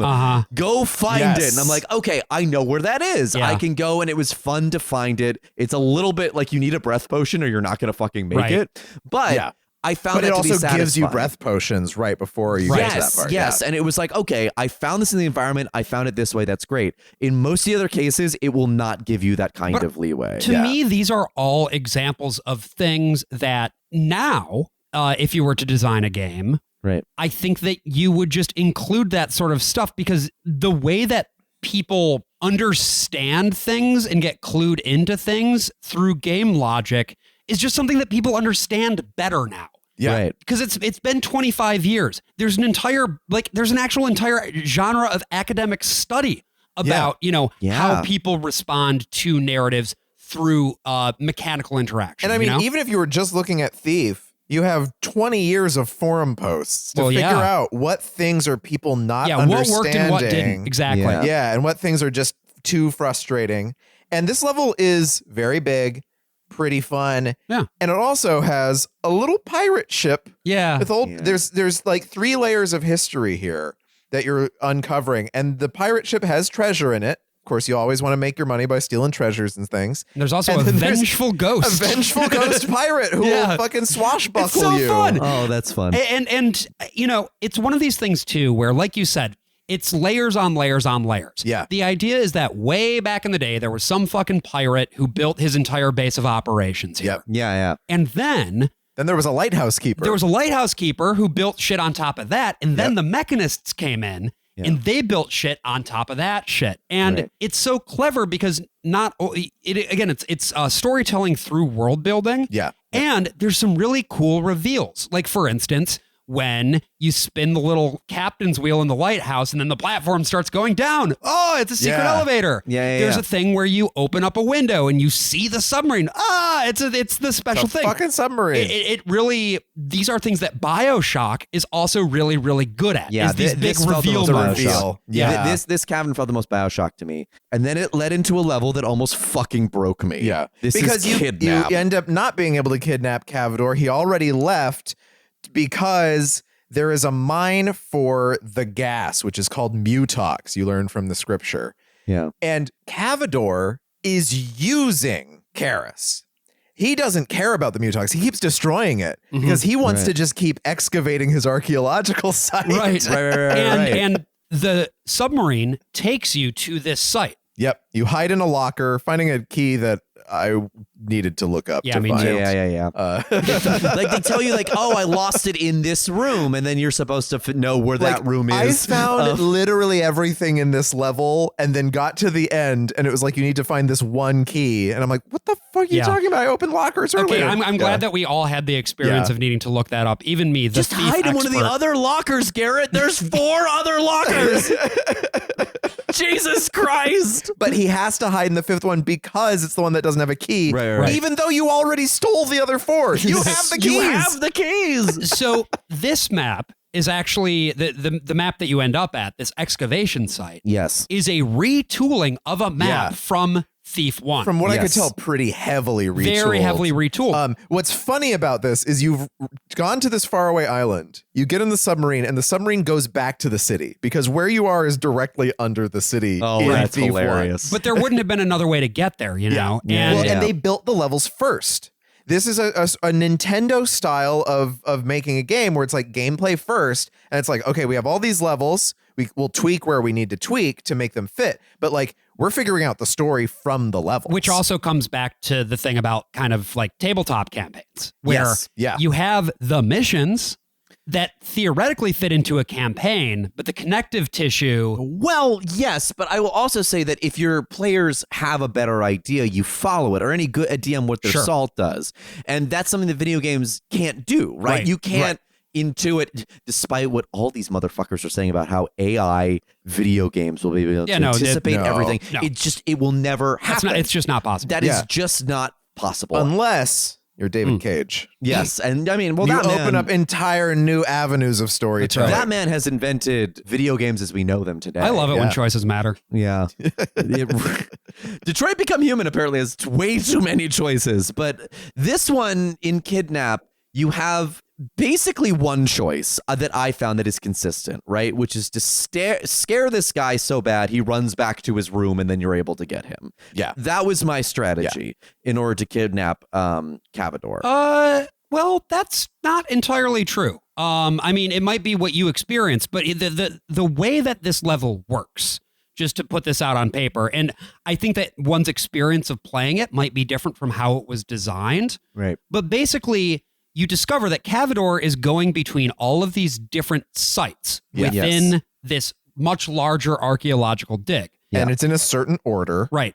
And so you can follow the order, and there are these green lights that show you where he either is or recently has It's been. really bright if he's there right now, and it's still lit up but dimmer if he was just left. there. Yeah. And so I actually was able to trace his path and eventually did find him walking with a couple bodyguards from one location to another in a hallway that I had already pacified. See, and that's the thing is like, it's kind of hard to know his model. Yeah, because you don't really know what he looks like. Well, first. Yeah. there is a piece of dialogue. And again, this goes back to like, this needed to be better signposted. Yeah. But there is a piece of dialogue where you will overhear somebody be like, oh, Cavador, he's always walking around with that stupid mask on or something like that. And he's the only character who is wearing a mask, and he is tailed by 2 bodyguards. Yeah, and so I was unlucky enough that I ran into him very early. Like I got into that area from that first area, and he was right there.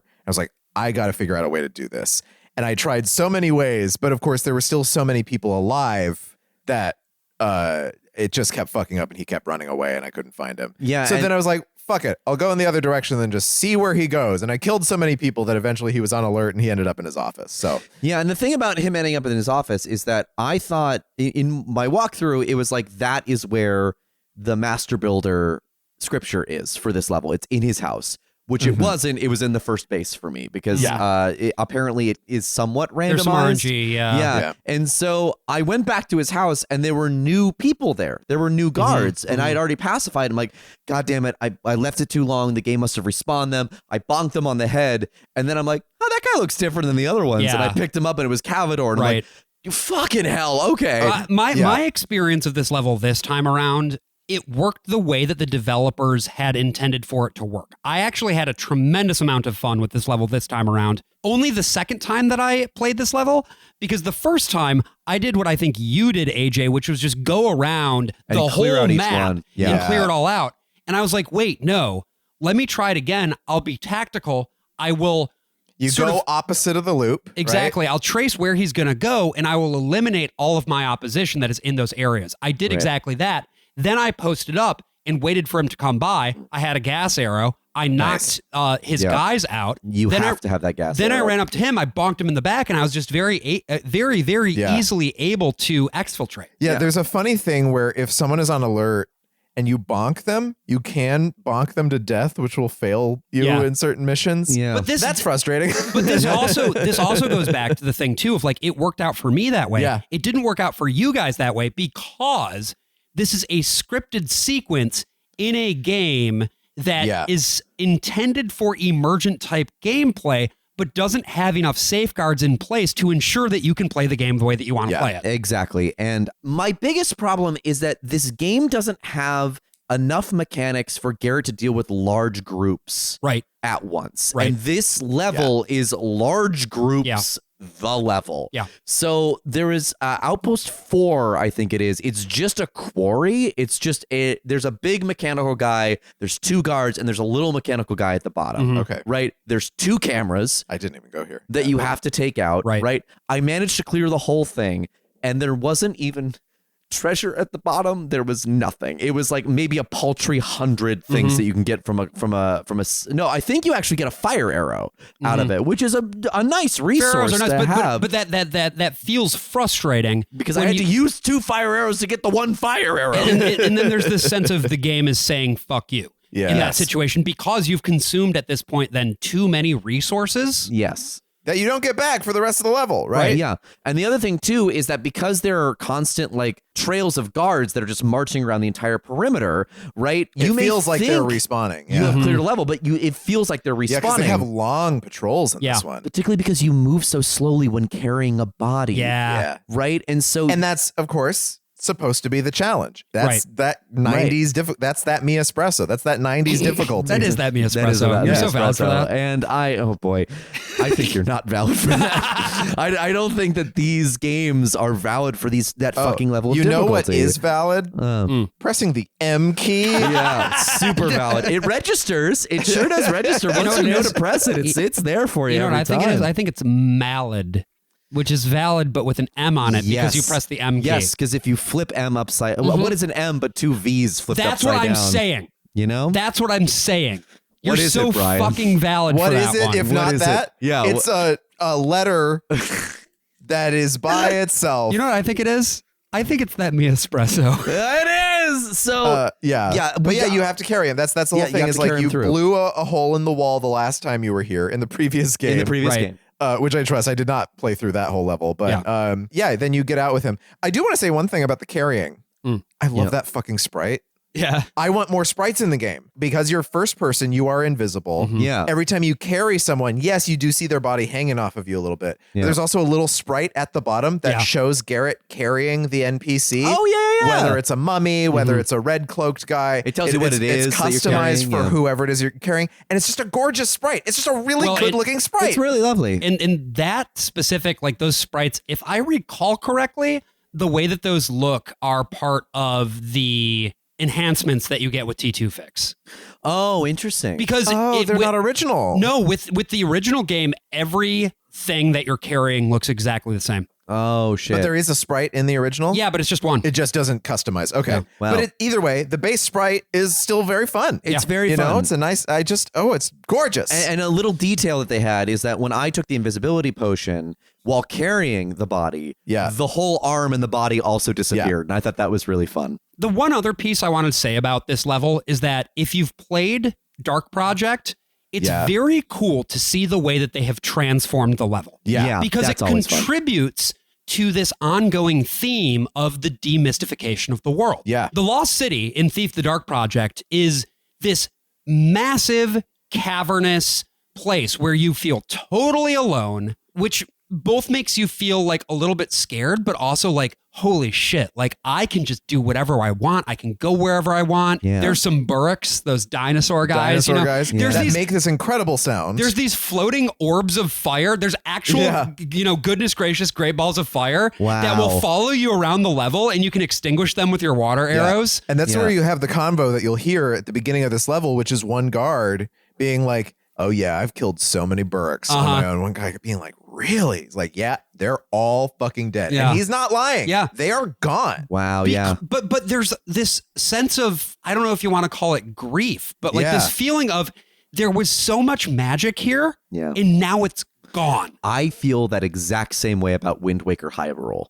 When after playing Ocarina of Time and you return to Hyrule and it's frozen in time and it's black and white and you're like, it's so fun seeing how this world was destroyed after your game. Because that's what the Mechanists are doing, right? Yeah. They are taking all of the magic out of this world because it does not suit the new gospel of the Master Builder. Yeah. Yes. And what the gospel does suit, because you do have to find the scripture. People don't like that you have to find the scripture. It doesn't, like, Garrett doesn't need the scripture. It would make that's sense what's if weird it about applied it. to him in some Right. way. However, the scripture in this level is very clear as to what this new dispensation of the Machinists, the Mechanists is, which is about reinforcing hierarchy. Yeah. It is about a world where everything must be, a big inventor / business owner he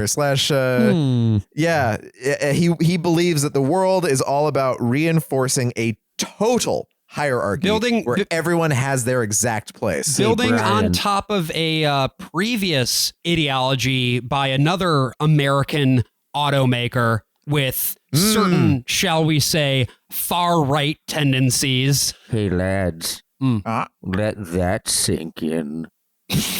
Christ. I think this goes back, too, to, like, the people who made these games were literate people. Like, a lot of them went to, Wesleyan. You know, that these games have a strong liberal arts sensibility. Wait a minute. Are you telling me that Wesleyan has produced not only Thief 2, but How I Met Your Mother? Yeah. This is from the guys who brought you How I Met Your Mother? Same people. Yeah, same writers. Same guys. Yeah. Here we move on from Kidnap, where you finally have kidnapped Cavador, because I keep wanting to say Cazador, and we find ourselves in a level that you really like, a pair of levels that you really like, Josh. Yeah. That a lot of the Thief fandom despises. They really don't like these levels, and I love them. This is a pair of levels called Casing the Joint and Masks. The same map is used in back-to-back missions, and the plot idea here is that Victoria has gotten some information from Cavador. Karras is in contact with this guy named Lord Gervasius. He invented lying. That's right. Ricky Gervasius is going... It's Brahm, actually. Just wanted to let people know it's canonically Brahm Gervasius. Ricky Gervasius is doing this big party at his house. It's actually an exhibition at his mansion. He's gotten these rare masks, and he's also gotten this thing called a cultivator. The cultivator matters for plot reasons. Don't worry about it. And I was a little confused. I thought the masks were going to be the same masks that the robotified people wear. Yeah, but I don't think they are. Different. No, they are just different. However, they do shoot out the rust gas. Yeah, this is one where I think they just kind of needed to like do something. So they're like, they yada. And you can't find Lord Gervasius in either of these missions, right? He's not there. No, because he's at out. Gary Shandling's house, being his own kind of thief. That's right. Breaking and entering. His main assistant is there, getting 1 health. His main assistant is there, and you can hear him mansplaining about to a slave. Yeah, he's his number one. You walked past. I saw you do it. Great. right. You open the door, you're like, fuck this. I hate this fucking game forever, bitch made piece of shit. Josh Boerman, I will kill you at 3 p.m. today. That's right. Yep. It's 4, AJ. You missed it. I know. So My timing, he's I'll in tell like you. a vestibule. He's like the priest of this house because they have the old Hammerite sanctuary in this house that is turning Mechanist, but still has Hammerite stuff in the back. Yeah. And he's like, he's talking to the slave about how he is just so much better than everyone else. And like, he's such a piece of shit. That's in Masks. That's in the second. Yeah. But I would like to take, because I think this is a really cool idea, right? You come in, you case the joint, and then you do it again. Encasing the joint. You write the map as you're playing through the first time. Yeah, I think that's really You start fun. with a blank map and you have to build it out. And I disagree with the Thief fan base that say that this is mostly padding. It's not. No. It's actually a very cool system that got me more engaged, because it's otherwise you're just robbing another house. Exactly. Right? Yeah. They add this little curveball to it. My problem with this level is my problem with first-person stealth in general, which is I find it incredibly frustrating that I can have my entire run destroyed by something out of my own control, which is, namely, I walk up to a door playing to open it, and a guard comes immediately through and then hacks me to fucking death immediately. And he doesn't even need to hack you to death, right? Because this level has the strictest requirement on it, which is that if you can't knock anyone out, you can't fight anyone, they cannot see you. I mean, they can very briefly spot you and be like, what was that? But the moment that they actually realize that it's you and they start running at you, it's a game over. Done. Yeah. It's an immediate game over. And that's not too bad once you get into the house because you're mostly dealing with robotic stuff. Yeah. But the beginning of this level is insanely hard unless you know a secret. And it's a secret. It's one that you learn typically once you're in the house. Okay, so this is interesting. You found the handle? Well, no, I know about the handle, but I actually didn't have difficulty getting in because what I did was I went over to the far side where there's the guard who is who has sort of the biggest area around. He keeps turning really quickly between 3 spots. But what you can do is you can fire a noisemaker arrow pretty far away. He'll go, and then you can pick the lock to the front door, go in, and shut the door. Oh, that's so stressful. Well, that's the thing is, I didn't even do that. With that second guard that you run into in the front, I just walked right behind him and picked the lock. Oh, sure. And went in. You can also, at that point, jump on top of the roof, break a window, and go in. Right. But I just breaking a window is loud, and it really activates. It alerts people, so you have to find some place to hide. I get all that. It's just so funneled. I feel like this whole thing is like, be the stealthiest you've ever been. Be a ghost. And then it's like, but you have to walk across the yard first and go into this particular spot. It doesn't just feels it doesn't pathetic. compare favorably with the bank level. No. Because the bank level going up on that roof and It's like so it satisfying. makes you feel like a thief. And it doesn't compare favorably to the rest of the level because the rest of the level's fine. Right. You get inside, you find that this guy has secret passageways all over the place. Yeah. You find out. And those secret passages are super useful too because you can just go into them and then you don't really have to worry about the guards. Yeah, you overhear a servant saying that she's misplaced this like cuckoo clock thing. Right. You can see this house as it's getting prepared for the big event. This feels very Hitman. Yeah. You eventually have to find the little like cuckoo to put in the clock to open the door. But there's all this other stuff going on. There's a haunted library. Yeah. 2 people got murdered. It's very genuinely scary. It's the super music neat. and sound design is so creepy. The haunted library is one of those where it was like such a good idea that unfortunately just didn't quite have the execution that it needed in my estimation because I still had a really good time with it. Okay, I found it to be kind of bullshit because in order to you have to keep moving. In order to do the thing, yes, you have to keep moving, but you also have to be finding these little books. Yeah. And the books are really fucking hard to find. You'd think like with a modern display and the way that scaling works and everything, the way that you'd be able to tell a texture apart from a polygon. No, it's really fucking hard. It's really hard. I mean, for here's no the reason, thing. but like you can just look it up on the internet. But again, because I looked it up on the internet, it felt like I was replaying it and I had a great time. Sure. Yeah. Because Thief only gets better the more you play And it. also the audio cues are such. One thing that it does make cool use of is positional audio, where the closer you are to the book, the more you hear the ghost voices. Yeah. It's like pointing you in the right direction, even though there is also a roaming ghost that can like not insta-kill you, but will hurt you. Yeah, you got to look out for that guy. And it turns out, and this is, again, to the point of like this, I wish there were more mini stories like this. Yeah. It turns out that this ghost He is the former assistant librarian who fell in love with the head librarian's wife. Yep. They were going to run off together. And then the librarian found out and killed both of them. And hid them in a secret passage. Yeah. And when you're reading the notes, it sounds like it's really going to work out. And then it's like corpses. It's so clever, especially because like then the final thing that the librarian did was write a note to Ricky Gervaisius saying, they just ran off, I guess. This is a real bummer. Sorry. Yeah. Oops. And then you get Garrett being like, you really are a bastard. Yeah. In like a nice, respectful way. So you find your way up to the 3rd floor, and the game tries really hard to make you not go to the 3rd floor. Right. There are guards fucking everywhere. There's an outside way to get upstairs that is also just surrounded by guards. Yeah. It's like all you're supposed to do is find the way up. Go to the 3rd floor next time around. Right. Yes. And also, I can't prove this because I will not replay it, but there is the switch that leads to the secret compartment on the 3rd floor. I don't think is there encasing the joint. It is. It is? Yes, it is. Yep.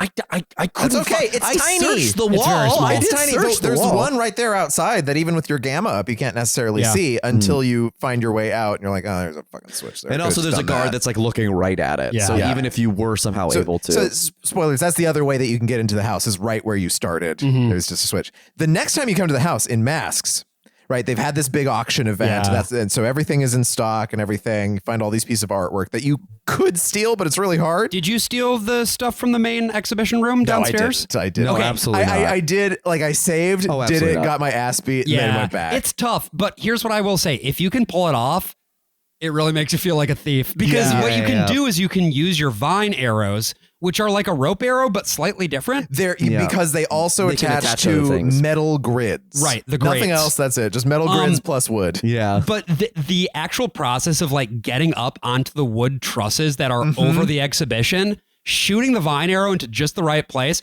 crawling down the vine arrow, grabbing the thing, going back up again. Oh my God. That's it feels worth remembering so good. too, because that's what I used for the main mission. Right. You need, this is another one where you need a minimum amount that you steal at every difficulty level. Yes. But the artwork is actually quite valuable. So you on the 3rd floor, you can actually steal everything that you need to steal just on that from the masks. Yeah. So you go up to the 3rd floor, and this also is pretty different depending on which difficulty you're playing as to which masks you're supposed to steal. Yeah, you got to pick up all of them. If normal, you're expert. Normal you pick up one. Hard you pick up a wooden one. Right. Okay. Instead of like 2. Right. But then, expert, you grab every mask. I grabbed every mask anyway because it's not actually that difficult. Yeah, well, once you figure out what the deal with the security system is, because there's these 3 lights, and each color of light corresponds to a color of room where the masks are. Kind of. But I could have not track that. I just shot the vine arrow. You have Spider-Man to have down, like Spider-Man back 2 up. lights on at any time with 1 light off. Right. And so then that will disable 1 or 2 rooms a piece, depending on which light is off, as long as the other 2 are still on. So that you can disable the toxic gas trap. Yeah, the gas that's in the carpet. It's so funny. You walk on the carpet, the whole carpet is a switch, so you actually see it go down. Like Indiana Jones style. Yeah. And then you can take the masks, or all these rooms have beams, so you can use the vine arrows and Tarzan your way over and steal every mask. On the higher difficulty, on expert, it also gets triggered the moment that you pick up the mask, so you have to turn it off either way. I see. Okay.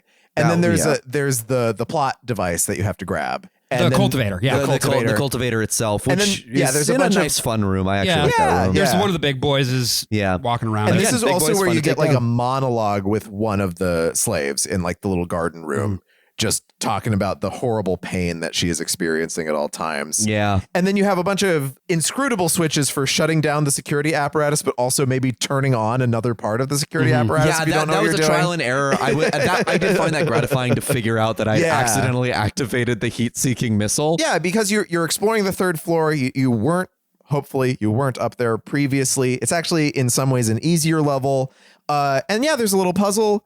I like this. I like these 2 levels a lot. I do too. Yeah. I'm all in favor of them. Yeah. I don't know why people are mad about them, other than just thinking game developers are lazy when they use the same map twice. I'm like, but they made it different. I agree with you. If you like Thief as a game, I don't understand how this is any different than Yeah, any I don't other get it. level. I don't get it either. Because I mean, I don't like these levels, but I don't like actively playing this game. If you don't like like any of it, actively yeah. playing this game, you're gonna have a ball in these levels because it's doing all the stuff that all the other levels have been doing. Yeah, it feels like it's sort of the victory lap. It's Yeah. like here we're doing like playing No, the. but Brian, this isn't the last level. No, yes. The last level is the victory lap, surely. So okay, like I said, it took me 25 hours to beat this game. Yeah. How many of those were spent doing sabotage at Soulforge? 5 Yeah, hours. that sounds about right. 1/5 of the entire runtime of this game was me playing the last level. So the last level of this game is bullshit. I'm just going to throw that out there. Yeah. It is. Sure. AJ, you weren't able to finish it, and I told you don't worry about it because guess what? This time playing, neither did I. Whoa. What hast thou built, Garrett? When the time comes to review thy life with the master builder for thee, and the question is asked, what hast thou built? What will thee say, poor Garrett? For thou art a man of destruction, not construction. 'Tis the biggest sin of all. Build thyself today a good house. That would please him much. This mission is sort of attempting to be the ultimate challenge. It's trying to get you to put together all of the things that you've learned so far by introducing new mechanics. Yeah, I mean, it throws in like actual mechanics in the form of machinery, where you have to pick up raw materials, go to different pieces of machinery that are all over the place, by the way. Yeah. Yeah, the raw materials aren't necessarily. There's like 2 No. storage spaces right next to each other, and then you can bring them to the machinery that's all over the place. Right. And you have to drop these raw materials into different machines according to certain scrolls that you had to find. Some of them create items. Most of those items are useless things like flares or the orb ball camera thing. And this is one of those things that I think is really fun in theory. Sure, yeah. And in execution just doesn't work. Yeah, in part because, difficulty aside, the rooms are very big. Huge. And you don't move that fast even at your fastest. And it's not that noticeable because usually you're in like hallways and living rooms and things like that. These are huge spaces that you're just like, okay, I'm pressing the W key right now. But even basically the idea here is that Karras, because he has now managed to like get the servants to all the places, and each of these servants contains a cultivator, what he's going to be able to do is push the button at some point. The rust gas is going to come out of all of these servants. It's going to trigger a chain reaction that's going to destroy all organic matter in the city. He's able to use a radio transmitter, the same thing that recalls them every time he wants to do a tune-up, to just be like, gas time. Victoria goes to Soulforge, which is the chapel, and tries to stop him, but she gets overwhelmed by mechanical servants. Yeah. The entire idea of this, like why you were stealing the masks and the plot devices earlier, was that you were going to set up a scheme whereby you recall everyone because this chapel is sealed up. He's going to destroy the whole city. Right. The whole city is full of plant matter. The chain reaction from the rust gas, whatever, carries on. Everybody dies, but no one in the chapel will die. So all you have to do is recall everyone to the chapel, close it up, and then they all die. And so when Victoria gets there, she decides to just sort of go off half-cocked on her own, even though you're carrying out the plan. Right. Because she just got too hot under the collar, I guess. She ends up dying, but not before she becomes a huge like tree. Yeah. And I will say one thing that is kind of cool is how out front everything is. Yeah, it's the spot where she exploded. It's all vines. There's so much vegetation there. Yeah. And it's leading you in the direction that you need to go. But the thing is, once you get inside, everything is gray. And this is a big problem just from like a level design perspective and a legibility perspective, is that everything looks the same. And this is something that Thief 2 has been so much better about than Thief 1. Because Thief 1 sends you down those tunnels, which all have the same texture the whole way through. Yeah. And here it's like rooms that look distinctive to each other, and you don't always have to press the M key to look at the map, although it helps. Here, it's all gray. It's all just the same. It's all robots. Yep. And there's so many of them, especially if you're playing on expert. Because they don't want you to kill all of them. Right. They want it to be too much for you to handle, especially in that computer room, which is when I sent you that text of like, this is all a bunch of barnacles. Right. And I had to leave that room and do some of the other towers because thankfully on normal mode, it makes you only activate 5 of the 8. That's another thing, right? So it's a two-phase thing. Thing number one is you need to assemble this beacon using these raw materials and these machines that are placed all over the level. And the instructions from the scroll, yeah. Thing 2 is that you need to traverse a whole bunch of areas, including going up on some rooftops within this level to turn on the antennae that the beacon will be transmitting to. Yep. On Expert, you have to do 7 of the 8. Jesus Christ. And at least they do give you that one bit of leeway, I guess. But it's kind of funny because it's like, it's an A transmitter and a B transmitter. I don't know why you don't just take the device out of the A transmitter and put the B one in. It's really one of those things. It also has an objective where it's like, don't let Karras know. That means nothing. Don't worry about that. The one thing that I do like about this level, though, like really, really like about this level, is you get to hear Karras in like fully manic mode and sort of like Shodan. He's just taunting He's talking to you you the whole time. Yeah. And you can find him in the office. The horrible golden child appears once more. Oh, hell yeah. And when you find Karras, what you find is he is alive, but he is dressed up as a mummy, as a roboticized person without the mask, which means that he probably is piloting a dead corpse body, or he's just been like biohacking himself this whole time. Oh, fuck. Okay. I have built so many things. I have made servants from street scum. I have made towering arches from raw ore. I have built to glorify him that is builder and teacher. If ever I did a thing, 'twas always for him. He knows this. For he knows all. So he was dead the whole time? Maybe, but like, not quite that it's just like he's autopilot. not the painting of I was himself. expecting it was going to be, autopilot. This was his old plan. He just happened to die somewhere along the way. But, you know, in the great tradition of immersive sims, you complete a whole bunch of bullshit objectives in this bullshit level. You get a very, very short cutscene and the game is over. Yeah. You did it. You were able to get all of the mechanical servants back to Soulforge and get them to kill Karras. You smoked him. Smoked him out. Yeah, but then there's also like a prophecy for a third game, like in much the same way that Thief 1 ended with the Middle Age is coming. That's there's right. There's another doom and gloom on the horizon that would unfortunately never be, because Looking Glass. No, there was a Thief Deadly Shadows. That was game number 3. That was the canonically game number 3? Okay. Yes. And it was It following was the same actually, sort of... it was not Looking Glass anymore. This is where it's interesting. It's like, it's a lot of the same people. Okay. Like head of level design became the director of the game or it was just one of the level designers became that was director of the Harvey game. Smith, if I recall correctly, ended up being the developer of Deadly Shadows. It ended up getting he would kind later of do Dishonored. Oh, okay. It ended up getting kind of fucked up because I hear this isn't a bad game by any stretch, but like it didn't end up being what they wanted it to be because they had to chop up the levels because of late in the process. It was because of the hardware limitations of the Xbox. Yeah, so it's not one full level, it's like discrete zones. And the Deus Ex game that was also developed for the Xbox, Invisible War, has similar problems. Okay. Actually, I think that was Harvey Smith. Was Deus Ex Invisible War. But either way, you don't get the thing that really makes Thief, which is these huge wide open levels that you can just traverse freely. Instead, they're sectioned off into these weird little subsections with loading zones between them. Yeah. So it becomes a little bit more, a little bit more Splinter Cell, but without the Splinter Cell.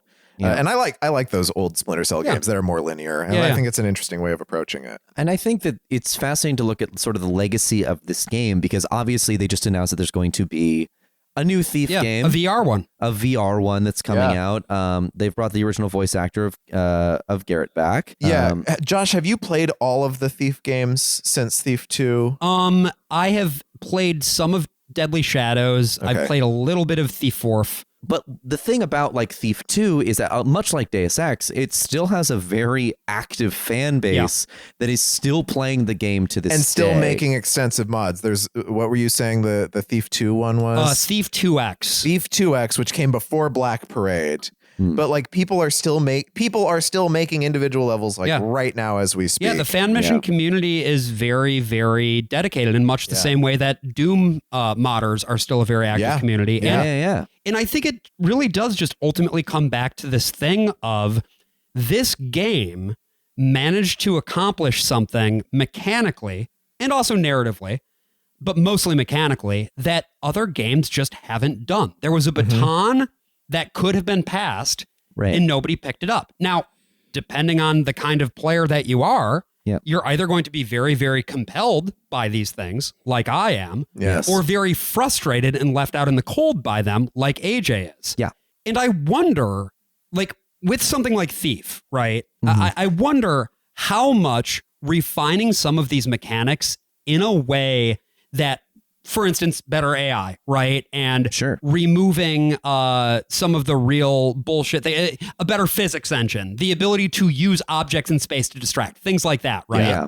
If a game were to be created that added those things, but still kept the stripped back elements in place, which New Thief did not do, right? Like it added a mini-map. It made the objectives more linear. Is that a game that you think you would even enjoy playing, AJ? Or do you just think that this is not the kind of game for you generally? You know, it's interesting because like I look at this game, and while I was playing it, all my mind kept thinking of was I just want to be playing Indiana Jones right now. Yeah. I want to be playing The Great Circle because it does. I recognize so much of Thief 2 in Indiana Jones, but Indiana Jones is fun for me. Right. Because Indy is fragile, but he's not Garrett fragile. Yeah. Is it legibility of what is going on, or is it just feeling like the moment that you make any wrong move, things are going to go immediately sideways? Or that way. And it's that once things go sideways, I don't know how to make them not sideways anymore. Sure. Even by running away, if I try to come back, I'm immediately fucking done. This is actually That's so frustrating. Something Mark Brown talks about in Game Maker's Toolkit. Like he does a video on stealth, on the nature of stealth and what makes a good stealth game. And it's the fact that like, you know what you are doing. Like you get enough information to be able to manipulate it, right? I know a guard is there. Therefore, I can make this choice. And also the ability to reset. Because, if you have a stealth game where you can't get stealthy again, and that's not the case entirely with Thief, but like it's the case with certain NPCs, then you just have an Uncharted game where it's like, well, I was sneaking around for a minute and now I'm just shooting for 5 minutes. Who cares? Yeah. But unlike Uncharted, you can't really do combat. No, and combat has such a push and pull to it. Yeah. And I mean, generally for like, I did not find, as I said before, Garrett to be a particularly compelling character. And I didn't, as much as like the mystery of the world was interesting to me, I was so put off by the gameplay, I couldn't get into it. So I don't know. Improving the gameplay would probably make me focus on that world and lore more in a way that I feel like I would respond to it more and internalize it more. But I also feel that ultimately, as prophetic as it is about Elon Musk guys taking over the world, there is such a Gen X energy to this game that just puts me off entirely. So, and it's not even that I need Garrett to be like, well, that happened. You know, I don't need a millennial Garrett, but I need a Garrett who is able to be vulnerable and to have some stake in the action, or to like become like a convert by the end. Like he is a convert by the end. Kind of. To the, what are they called? The Watchers? Keepers? Keepers, god damn it. Yeah, I mean, he comes back to the Keepers. He's like, he gets all like this was in your reinitiated. prophecy. And the guy was like, credits. Okay, well, great. So then I guess that's the missing but piece. But it's not super legible. Yeah. I still don't really know where the Keepers even started. One of them is named Artemis, but again, no idea. Yeah, I don't either, and I've played these games multiple times. And so I think that like the storytelling in the levels is much better than storytelling outside the levels. In between the levels, much like the Hitman trilogy. Yeah. Yes. Yes. And that's like my favorite game probably. And it's like all of that. I can see so much of what it's taking from Thief. And I think that's why I'm so glad to have played this now, is like I can see the building blocks of all the stuff that came later. Am I ever going to play Ultima Underworld? No fucking way. Absolutely not. No, sir. I'm happy to read about it, but I am glad that I played Thief and Thief 2. Even the fact that I played Thief, because I think playing Thief 1 let me get acclimated to the game, let me get an actual tutorial, so that the stuff that really frustrated you, I already had in my past. Yeah, that was long. Yeah. I was born in that game is full of my haters, and the second game's full of my waiters. Right. Yeah. I think. I don't know how that works. I don't know. Lord Bafford's Manor has the table of success in it. How pretentious can you get? More like Lord Balford, Brian Alford. Get his ass. Well, speaking of waiters, yeah. Thank you all, our waiters, for listening to the waiters at our table of success. That's true. And you're not even our haters. You're our lovers, I'm assuming. Not what? Not like that. Our little worsties. Thank you so much for listeing to us for 200 episodes. Tiny worsties. The tiniest worsties. It's 200, man. We did it. I really For 300, AJ's going to make us play Elden Ring. There we go. All the way through, or it doesn't count. No, we gotta do System Shock 2. Yeah, we gotta. We gotta complete the trilogy of the 3 games Josh likes. That's right. All three of them. All three of them. Now this is getting out of hand. This is getting out of hand. Now there are 3 of them. I do wonder if this does open up the opportunity of me making you play a Bloodborne. We'll see. We'll see. I'll do it. I mean, look, it's thanks to you, dear listener, that we've been able to continue doing this for as long as we have. I mean, I did not intend to be making my living podcasting. I really fucking didn't. And I don't know, how are you guys feeling about being at episode 200? It feels so surreal, and it's hard for me to because we're still in it, right? We still make it every other week, and it's really every other week. Every other week? I mean, these days, that's we definitely get my schedule. AJ's twin brother, J.A., on the premium ones. Jay Anthony Franke. Yes. J.A. is a very positive German man. He's just always saying yeah. But it feels so weird to sort of be in the thick of it and making it, and then just to take a step back every once in a while and just see how much of it we have made. Yeah. That there are 200 of these, and we have this whole back catalog, and that people are still discovering things in the back catalog that we made 3 years ago that I do not remember talking about. Every once in a while, somebody will like the Pokemon episode, which is like episode 18 or something. I'm like, oh my God, we did a Pokemon episode. I completely forgot. Yeah. That's the one where I found, guess, though. That one still has one of my favorite little bits of research that I did, where I found some cop who would do these seminars, speak at schools about how Pokemon cards were like dangerous for kids. Yeah. And then he died of COVID, and all of his last Facebook posts were about him refusing to get the vaccine. That's awesome. Oh and my I was just God. like, holy shit, dude. It's viewers like you, and especially the ones who pay us money, who allow us to do that kind of research and keep driving ourselves insane, recording an episode that is currently clocking in at 3 hours and 16 minutes, which gives me the free time to edit that because I am able to make this my actual job. Yes.